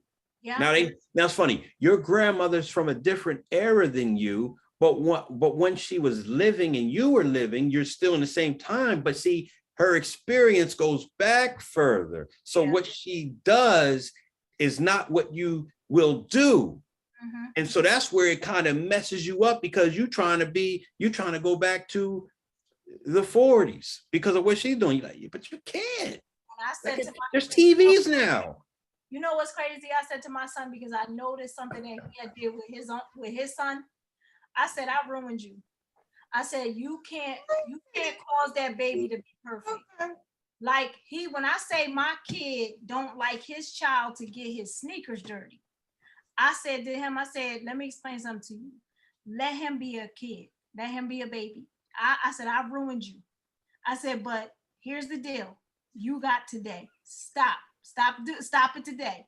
I ruined you. You got the opportunity to stop it today. I said, because this baby can't be walking around and never getting, he Right. got to get dirty. He got to learn how to get dirty. He got to get some bumps and bruises on his body in order for him to know that he can recover. I said, I'm sorry. I said, I'm so sorry. I said, you gotta allow him to get some bumps and bruises on him, because that when I say that boy is like, no, off that couch. I will say that my boy, go play. We got a lot of women in our family. So my dad, man, oh man, I do. And from that standpoint, I am thankful that he was in like involved, because he would be like, or especially when we were real small, hey, get up, go outside. Y'all don't have to, because the women were always cattering. Yeah, boom, boom, boom, boom. But then I had other cousins who their father wasn't around, so they were always up under their mother, and so it was different for them. They didn't have someone to interject, and that was the thing I learned too. I said that had to be not intimidating, but a lot of times my father was in a situation where it was almost like, okay, 1 against 12, because it wasn't a lot of men. It was just women, and women they're gonna move differently than men. So sometimes you look like the bad guy if you're saying, well, no, I told the boy to do this. He didn't do it. Oh, let him be. No, we need some of that. We needed some of that. Yeah. And like I said, I'm glad that I have some of that, because I can see the distinction about things. I can, and like you said, that's where parenting comes in too. So your kids can start to draw distinctions in life from people, from roles, from genders and things like that. And like you said, we're all still growing and evolving. I mean, I don't know if it was you, Latrice, or Erica said something earlier, like you said, like a mother's job. She's thinking, what's next, this, that, and the third. And so the husband has to practice critical thinking. Like, remember we got that in school, critical thinking. Like we never did it. We just heard the teacher talk. But nowadays, that's a good thing to practice. Critically think about, whatever the situation is, whatever you're going through, whatever you're dealing with in relationships. I think, me and Eric are the only single people on here. So sometimes, yes, I try to think about my my approach, especially now, because like I said, I've grown and I've evolved from how I view relating with the opposite sex. Because before, years ago, it was just this straight up no, the only time I'm talking to a female is if I'm trying to talk to them. Mm-hmm.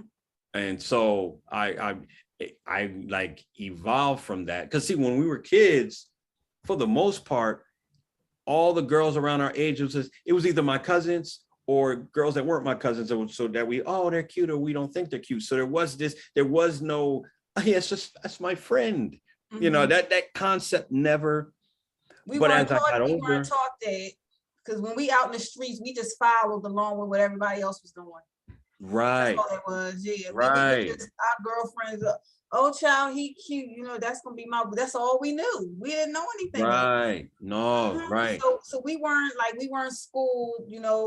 Back then, parents didn't sit down and say, this is what you should be thinking of. Because see, I come from a single parent home, so my mom ain't had time to sit down there. She just didn't have the bandwidth to sit there and have these conversations, because she had to be provider, protector, a teacher at home. She had to take care of the house and us, and we was in school activities and stuff like that. So the emotional part, when you sit down and you tell your children about her pet, she just didn't have it in her.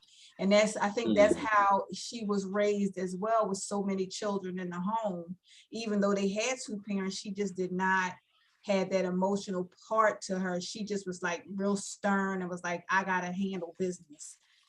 And that's how her mindset was. So a Yeah. lot of the stuff I learned from, believe it or not, as I became an adult, from other people.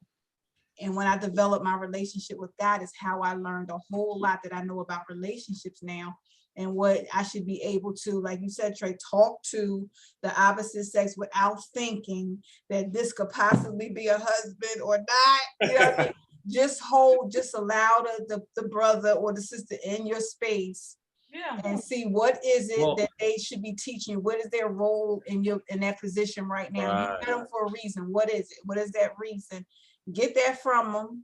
Have that platonic relationship, whatever it is. Every now and again, y'all say, "Hey, how you doing?" Whatever, and just leave it at that. But a lot of times we're not taught that way. And the thing about it is, you have to be careful of how close you get to somebody, because if you continue a relationship and it's too close, then it'll end up being something either one of y'all gonna like each other.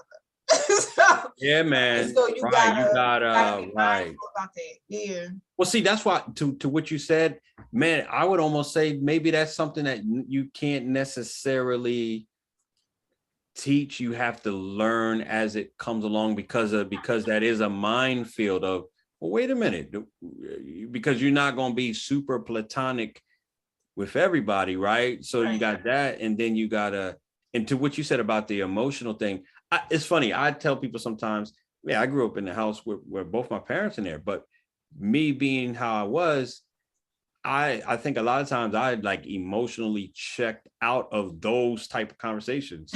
Maybe that's why I didn't have them, because I was just like, no, I didn't ever. No, I decided. The best way I could put it to you is like this: if my parents is going to hug me and they say, "Trey, do you want a hug?" No, I opt. So that's what I did a lot. Yeah, my mom know. Yeah, I opt for no hug. Where, like I said, my other siblings, they listen. They're all about the embrace.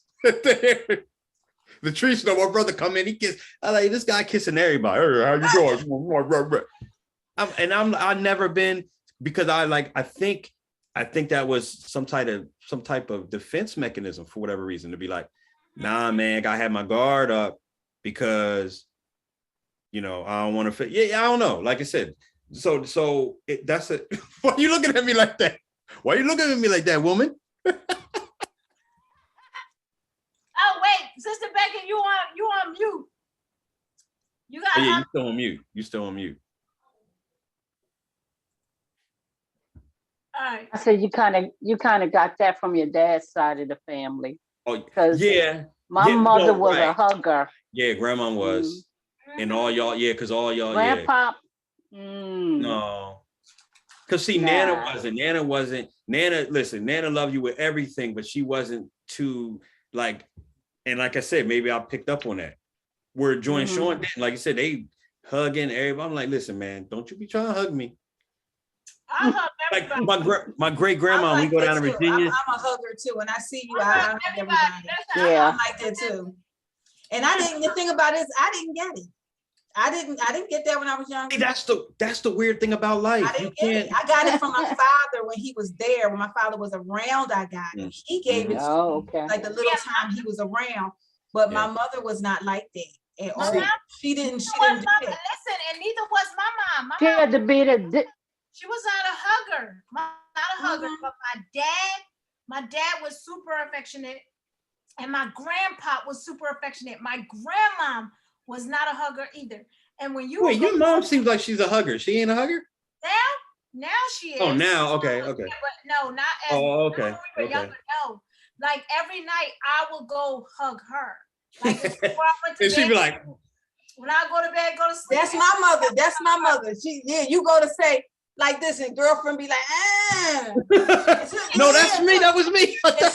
until this day, she's uncomfortable with it. And but I still do it. I just grab her and she just be like she uncomfortable. It's funny though. But like I said, everybody they don't have it in them. There's some people just don't, they just don't have it. They didn't grow up with it.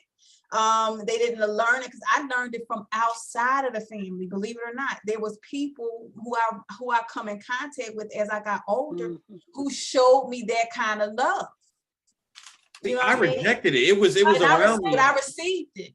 Even though when I was a kid, I basically hugged my grandma, I hugged everybody and I kissed them. When I got older and I had my children, when the only time I would hug them and go over to them and embrace them was when they were born, up until like when they started walking. After that, I didn't do it. They would come and they would embrace me. Oh wow. So I start like now I do it with my babies now. I'm like, oh, let me give you a hug and I kiss them and everything like that. But my children always would come to me because I was so afraid to embrace them. And like I said, when your experience with physical touch is a negative one, then mentally you associate that you shouldn't be hugging them that way, or you shouldn't be kissing them. You understand what I'm saying? So that's what it was. And it was like, oh, no. Now my children, yeah, I go to them. Like I said, I lay in their bed all the time. They have specific days that they have, just mommy time to basically communicate with mommy. And I love that because it's like now I'm more affectionate, but I still struggle sometimes with being affectionate, like even with my husband. I just don't associate, like, okay, when he comes in, I used to be like, hey, how you doing? And go upstairs. And kiss him and be like, how was, hey, what you up work? Stuff Well, like see, that. that's where I'm like the nature nurture thing is so complex. Because speaking of your husband, I remember one time we were talking and he was saying he thought it was amazing that how somebody could grow up in a household where like parents and everybody is there and they end up, he said like, turn into life of crime, this, that, and the third. But then you can have somebody who grew up in a broken home, got their own business, they doing their thing. So it's like, it's not as easy to track as we want, because we want to say, if you grow up in no. I mean, you'll be right in the midst of love, joy, and happiness, and almost come out of it like, wait a minute, did you grow up in Beirut? Yeah. But you acting like, so it's such a interesting thing psychologically why you're like, for instance, your parents are there for you. So why are you moving as if they're not? Whereas like Erica was saying, like, okay, certain things wasn't there. So then she goes out in life, boom, starts picking up on those things, putting it on. Like how, why, when? I think it's just our journey. I think it's God's journey for us. We come out of households being so totally different than the environment. I think it just has to do with our journey and us having the story to share with other people. This is what I went through. This is the environment I came from, and this is how I turned out. And don't ask me why. Or whatever have you. And I think it's just to relate to people. Period. Because I listened to a life coach one time on YouTube, and he said that my father was a pastor. He said I had both my parents in the household, but yet I was on the street selling drugs. Yeah. And he said I was selling drugs and a womanizer at the same time. He said I should have been laying somewhere dead. And he said all the mess that I did, he said I done got arrested and everything. His father was a pastor of a church. Yeah. His mama was devout Christian. She went to church all the time. And so he was like, it's amazing how you come out of a household like mine and be like I was, but it's a part of his journey. He can tell that story and relate to all the other guys who have been through that. He can relate to them and he can tell them, and then they can see the crossover between him coming from that, being in streets, and then going right back to his roots where he started. You know what I mean? So I think it's just a journey. That's a good point about the journey, because like the stereotype is, well, I mean, they do have the stereotype that PK kids are the worst, but there's also a greater stereotype that if you do grow up in that household, everything is hunky dory, when in fact, man, it might be like heat, and because of what maybe because of what you heard people put on you, because I heard people put stuff on me and my brother because dad's a preacher, so you 6 and 7, so people walking up to you telling you like I'm in first grade, like I don't even, what are you talking about, man? I'm trying to go home, go home, play video games, but eat some Apple Jacks. Yeah, eat some apples. Well, listen, no, what was it? Honey Smacks. Yeah, Honey Smacks. Honey Smacks. Yeah. Yes. I'm trying to get a bowl of Honey Smacks. Cocoa Puffs. Right, but you done secretly embedded this thing in the back of my head. Like, wait a minute. Right. Don't fill me up with adult stuff and I'm a kid. It's so pressure. Yeah, so there's a different type of heat. And I like what you said too, Erica. Think about it. It's actually according to God's journey for you. So whatever God's journey for you is, there are specific things that are rivals to you. There are certain things that are the bad guys in your story that you have to conquer. So that's why you might come out of a household that's pristine, but because God's journey for you is a specific, you got to fight bad guys that maybe your parents or your grandparents or your cousins don't have to fight. Mm-hmm. They got to fight their own, but they're not going to fight yours. That's right. So stuff. You need the experience so you can relate to people. Oh man, yes. Mm-hmm. Like you said, if you didn't wild out a little bit, because that's what I was thinking. If I didn't wild out a little bit and just typical church boy, it'd be hard. Like I said, I think I'd be super judgmental on people because I'm like, man, you doing that? Man, you was at the strip club, man. What's wrong with you? Right. All that nonsense. Or they'll be looking at you like, what you gonna tell me? You ain't been through nothing. Right. I'm not listening to you. You don't have a story. No, my daddy chastised me 3 times. I was. And they ain't trying to hear that. What kind of chastisement did you get? Really? Okay. Really? Times this week. I prayed at 6:40 instead of 6:30 3 times. I know about the pressure. I know about pressure. And they're like, bro, I just got shot. My girl left me, and the baby she got from my brother. Right. Shut up. And you like, right, absolutely right. He got a story, and they're gonna look at him like, oh, I'll listen to him. Okay, yeah. So you can be relatable. So you learn some stuff. You can teach people where you came from and what you went through, so they can see it. Yeah. Oh wow. Then you can give them a lesson on the opposite side. You don't want to go that route that I did. This is the route you want to go to, and they can see you living it out at the same time. So God makes you relatable for the mission He's giving you. Basically. Come on, somebody. Wow. And see, we don't like that because, like you said, it's like we talked about this a couple of weeks. We said it's better to be going through things, but at peace with God, than comfortable. And it ain't nothing. You not moving.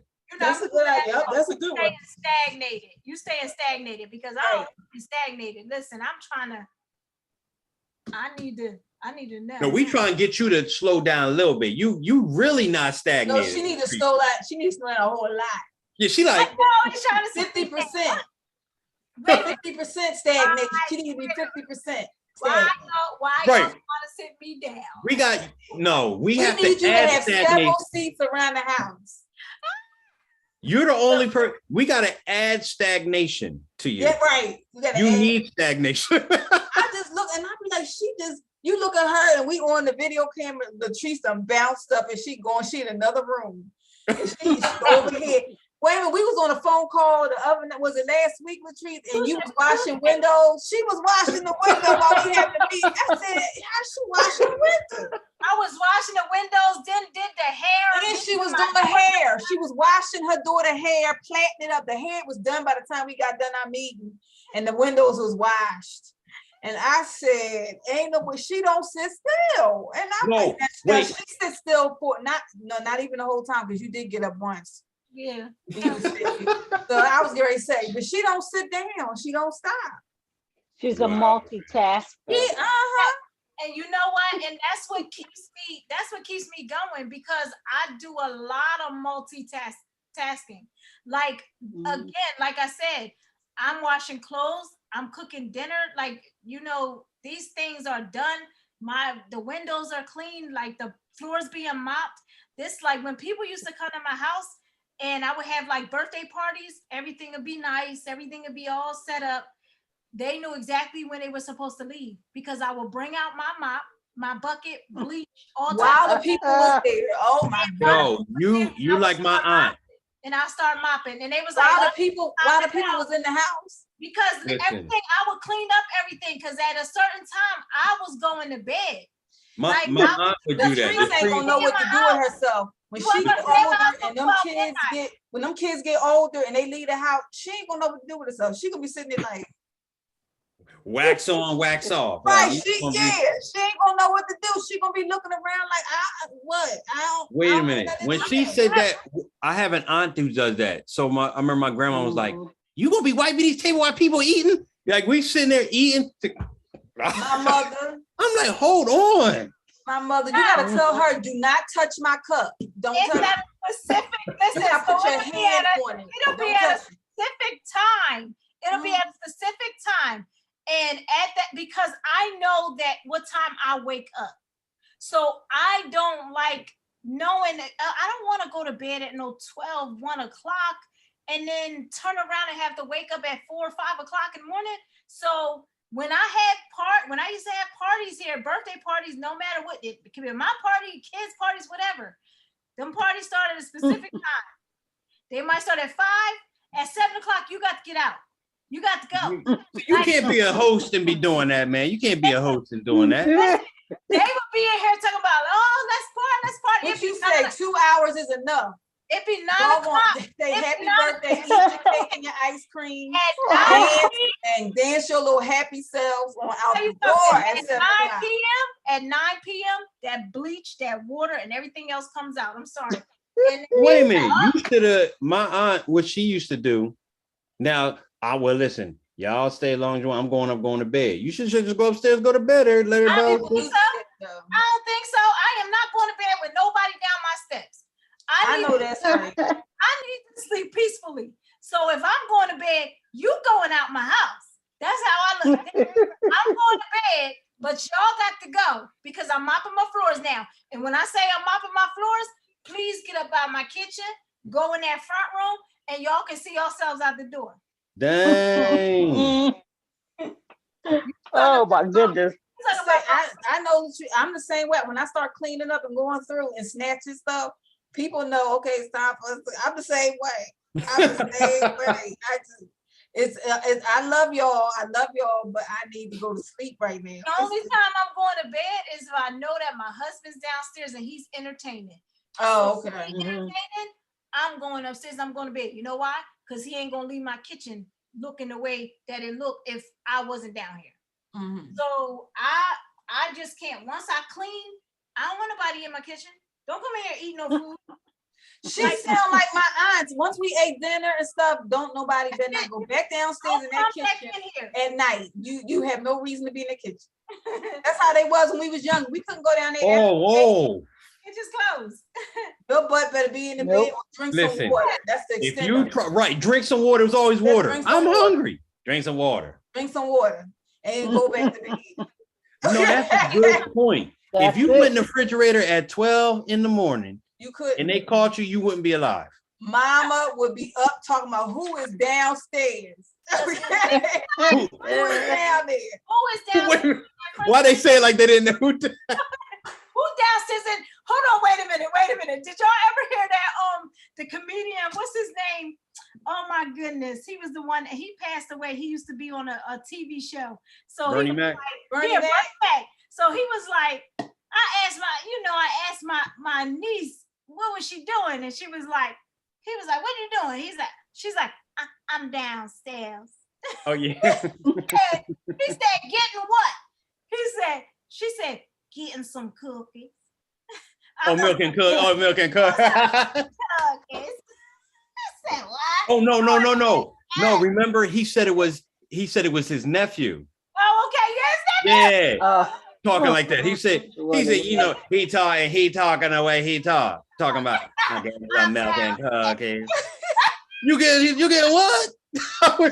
wait, you getting what? I said some milk and cookies. Milk and cookies. He So okay. He said, "Get on up them stairs." Yeah. Oh, yeah. He said it. Yeah, a little different, but Oh, okay, got you. Get on upstairs. Okay. yeah, the milk and cookies had me. We was running on that for a minute. Milk and cookies. Okay. Can we get some You know milk what? and I bet cookies? you it's on YouTube. I'm gonna look it up. Oh, it is. Oh, it is. I'm gonna look it up. Because it was during the Kings of Comedy Oh, tour. Kings of Comedy. Yes. Oh man, that was one of the that was one of the funniest things. Hilarious. Yo, he was Listen. funny. He was funny between Oh, him, Bernie Mac was talented. Kevin Yeah. Hart, Oh yeah. Kevin Hart, and what's his name? Cat Williams. Yeah. Cat Williams. Oh, you is a love hot Cat? mess. That's You a like hot mess. Sean love Cat. He I loved like Cat. Cat. Some of that stuff he be saying, I just look at him like, Till he got beat up by that little kid on that soccer field. I said, man, when he was tripping, I said, Cat, you went too far, man. he got beat up by a little kid. Yeah, he was in California, so they was out on the soccer field playing. He was messing around doing something, and he either kept getting in the kid's face or something. Kid whooped him up. Plus, I think Cat was high, so he was already like, and Cat's little. He might be shorter than me. I'm like, and he went out there and got that behind whoop. Wow. I said, man. Wow. It reminded me of the Martin thing. I was like, why do comedians, we were just talking about that, like they get stressed out, broken down to a place. Martin was in the middle of traffic, fighting whatever. Yeah, remember that? Oh, yeah. Martin, y'all remember that? I think he was high. I think he was high. He had some bad weed or something. And then on this comedy special, he talked about it. He said, yeah, man, somebody gave me the bad batch. Uh-huh. Yeah. He Crazy. no, you talk about him, the funniest thing I ever heard him, because I think it was his comedy special, Run Tell That. The funniest thing I heard him say was like, and this was during the time when they were where we hadn't caught bin Laden. He said, everybody looking for bin Laden. Man, y'all think he hiding? Man, I saw him in the club last night. And he started doing this dance and was speaking Arabic. I'm gonna look because I saw Run Tell That. I don't remember that part. You don't remember that? He said bin Laden. He said can't nobody found him. He's slick. He chilling in the club. And I was like, Martin, you was dumb for that. Got no sense. He said he chilling in the club. Like, nah. Martin is funny. I mean, these guys are talented. Martin is funny as I don't know what. Well, like we were saying earlier, they're so talented, but once again, look at the bad guys. They got to fight, and a lot of times they're losing because of their talent, because of the audience that they reach and potentially reach. They got opposition that's trying to decapitate them. And we talked about that with Will Smith. It's high expectations. When they high get to a certain degree, they're like, I can't go back. So they put all this pressure on themselves to continuously do better, and what you're supposed to, but there's nobody to kind of keep them sane, level-headed. No guardrails, right? They don't have anybody to keep them on point and say, all right, now I understand what you're trying to do, but you're human. There's somewhere you got to balance this out. They don't have nobody in their corner to do that. No. And that's why they run to the drugs and they do all the certain, they start acting out stuff because they're not balanced in their minds. They're so gifted. Their minds are just like, there's nobody to balance that out and say, bruh, you human, you need to calm down, you need to take a rest. Just like what's that comedian?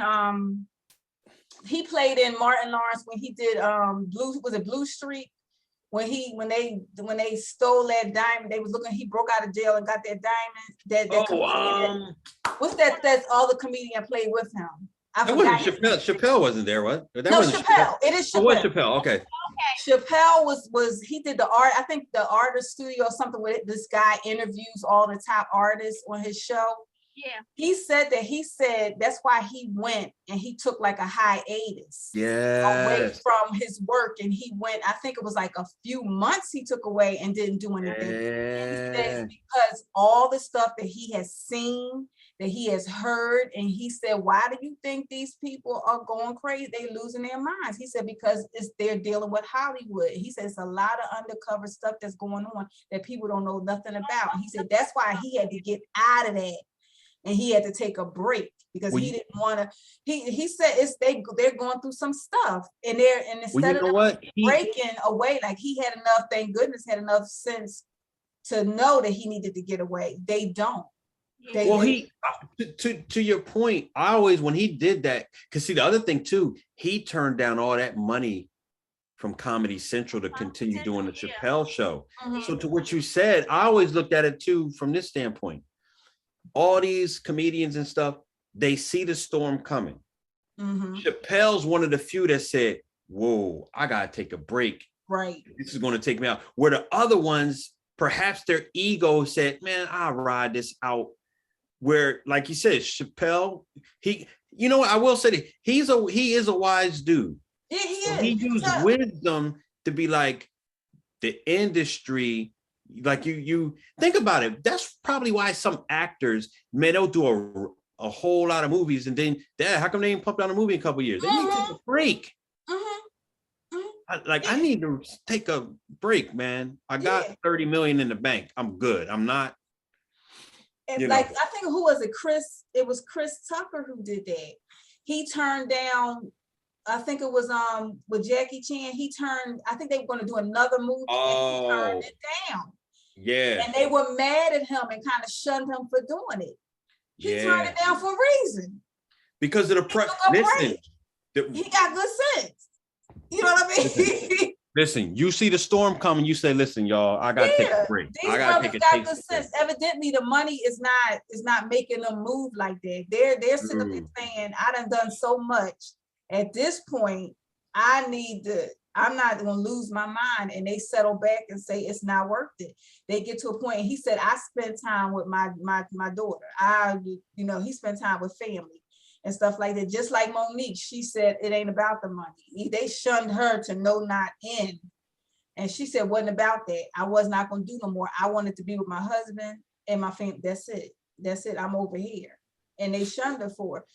I don't blame them. I don't blame them at all. They know what their limitations are, and they know they need to cut it out. They need to stop. And sometimes you got to, but everybody don't have the, I would say, strength to do that. Right. You know what I mean? And it's a shame. I mean, you gotta, and it's not to say nobody's in their life that's not trying to tell them, is whether or not they want to listen. That too, that's a big factor. Yeah, because they might say, I got to make this money. No, you ain't got to. You got the money. And if you need to want to, but what's the cost? Right. Right. Absolutely. Yeah. That's man. Yeah. So like you said, so even in our smaller lives compared to them, like you said, there's weights that we deal with. So we gotta, like you have to, it's imperative that you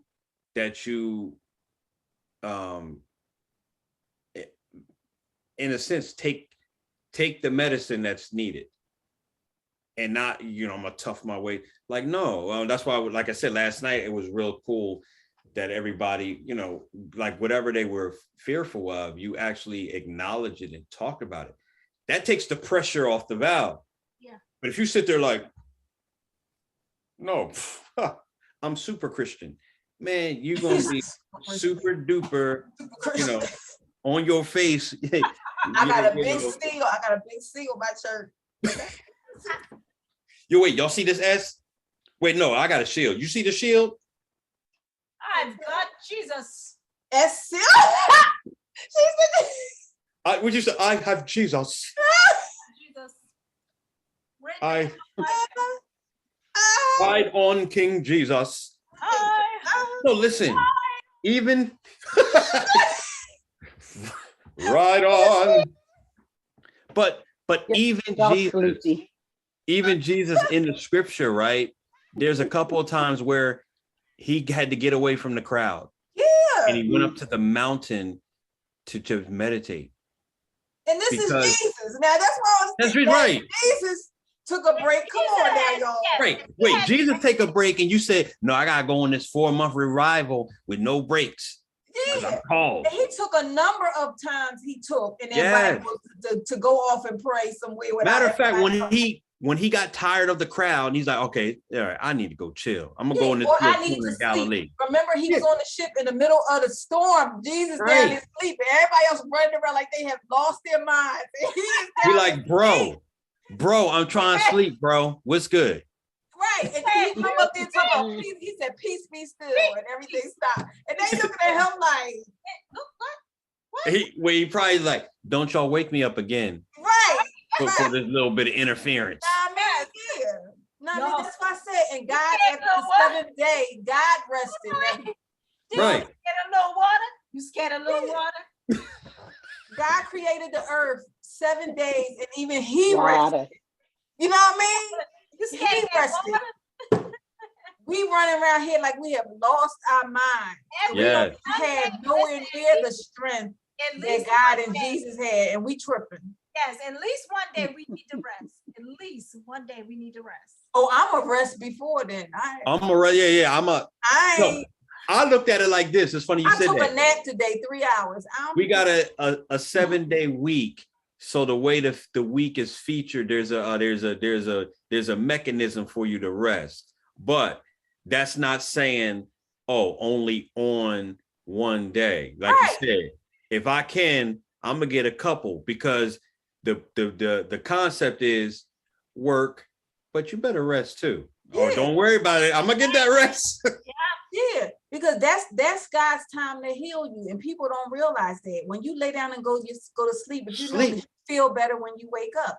That's because he is pouring into you while you're asleep. He's healing the parts of you that have been damaged during the day, whatever it was, mentally, emotionally. You got your stomach was hurting, or your leg was broken, or whatever. That's that time that your body is mending itself back. And if you keep not getting sleep and you wonder why you sick all the time, your immune system not right, you got headaches. And that's why, because you're not resting. Your body heals itself when you're sleeping. When you're resting, that's when you get the most healing, is when you're doing that. People don't realize that. You can't keep moving the tree, so have several sleeps. Latrice, okay? Did y'all ever see that movie Insomnia with Al Pacino? Yo, the more times he didn't get any sleep, it just got crazier. And he was a detective trying to solve a case, and he couldn't get sleep because he was in Alaska on the 6-month part when the sun was up. Yes. So he put stuff up on the jug. He's trying to and it was affecting his mind and everything else. Yes. He was you got to. That's why when you look at people, you can tell people just, okay, you ain't getting no sleep. You can look at it. You just be like, I think you need to go home and get some sleep. You looking rough right there. Okay, because it makes you irritable. There you go. You're very short. I be getting so yeah, see? I be getting so mad, and my husband's like, "Yo, just go take a nap." See, even he telling you go lay down somewhere. Like, no, I'm not taking no nap. I don't sleep during the day. I sleep at night. Look at her. That she arguing with her husband, talking about I don't sleep during the day. You better. They having that scene from remember the Jackson movie when Joe was getting up in the middle of the night, Michael, Marlon. And Catherine got up with it. He was tripping. Go to bed. He was in the middle of the night at the pool trying to clean up stuff with it. Yes. And I said, you ain't got nothing else to do with your time. That's what Tree's cleaning the pool out. What are you doing? And he was arguing. He snatching folks, and his wife was like, "If you don't lay your behind down somewhere," he said, "Joseph, go to bed." Yeah, he said, "Go." That's right. She told him go to bed. He was like, "Oh, that I probably do need some sleep, right?" Yes. It is like I'm telling you. You. All right, since it's 11 o'clock, we going to bed. Is it? Yes, it is. Man. Dang. Oh, she about to kick us out. She got mopped the floor, man. All right, we got it. No, she gonna have a seat. She got to mop the Zoom floor that we done messed up. Oh, he said the Zoom floor. She got to pick up the Zoom residue. The Zoom residue. She got the Zoom residue, yes. residue. No residue. I'm going to bed tonight, okay? Because I got to wake up tomorrow. I got to make sure I'm on time to church tomorrow. Okay. Oh, Okay. okay. I forgot. You know what? I forgot about that. Yeah. Yeah. All right, y'all. All right, Trey, be ready. You gotta get up. Are you talking 7 last words? You speak? Yeah, I know. I know because Pops, yeah. Yep. Yeah. Yeah, Miss You Becky, Miss Becky, got like, us. yeah. She like, yeah, get that. Okay, handle it. I Look, Oh, gotta well, handle listen. one. You better what episode are you on with Stay Close? Just the first one? That's it? Just the first one. so you got like 7 more to go. right, 7 more to go. Yeah. I think you can get that in a month, right? And they're short. They're You short. should be able in a month. They really are short. They are 50 minutes long. Oh, That's not short to you? What do you? that's not bad. You know what? But you're gonna have to do it like intermittent. She don't have time. Mom, I told her 15 minutes That's true. a day. She can get it done. That's true. That's true. 15 That's true. minutes. But you know what? When you eat, do you sit down and eat nothing, or are you eating and running around too? I'm just curious. I sit down and eat only at a specific time with the All right. kids. So what you do is when you sit down eating, just put it on while you eating lunch. Look at her face. She ain't gonna do it. Yeah, Look, she like, she ain't gonna do it. She looking at me. She looking at that. She looking at us like, yeah, okay, whatever. At lunch. She said lunch. Sometimes I skip that. That's what I do. No, you know. See, we gonna have to talk about that. right, exactly. I eat breakfast. No, I do breakfast. And No, then it's called self-care. I It's drink it's juice called- for breakfast because I juice in the morning. That's nice. I juice breakfast. That's nice. And then I skip lunch and then I eat dinner. Wrong.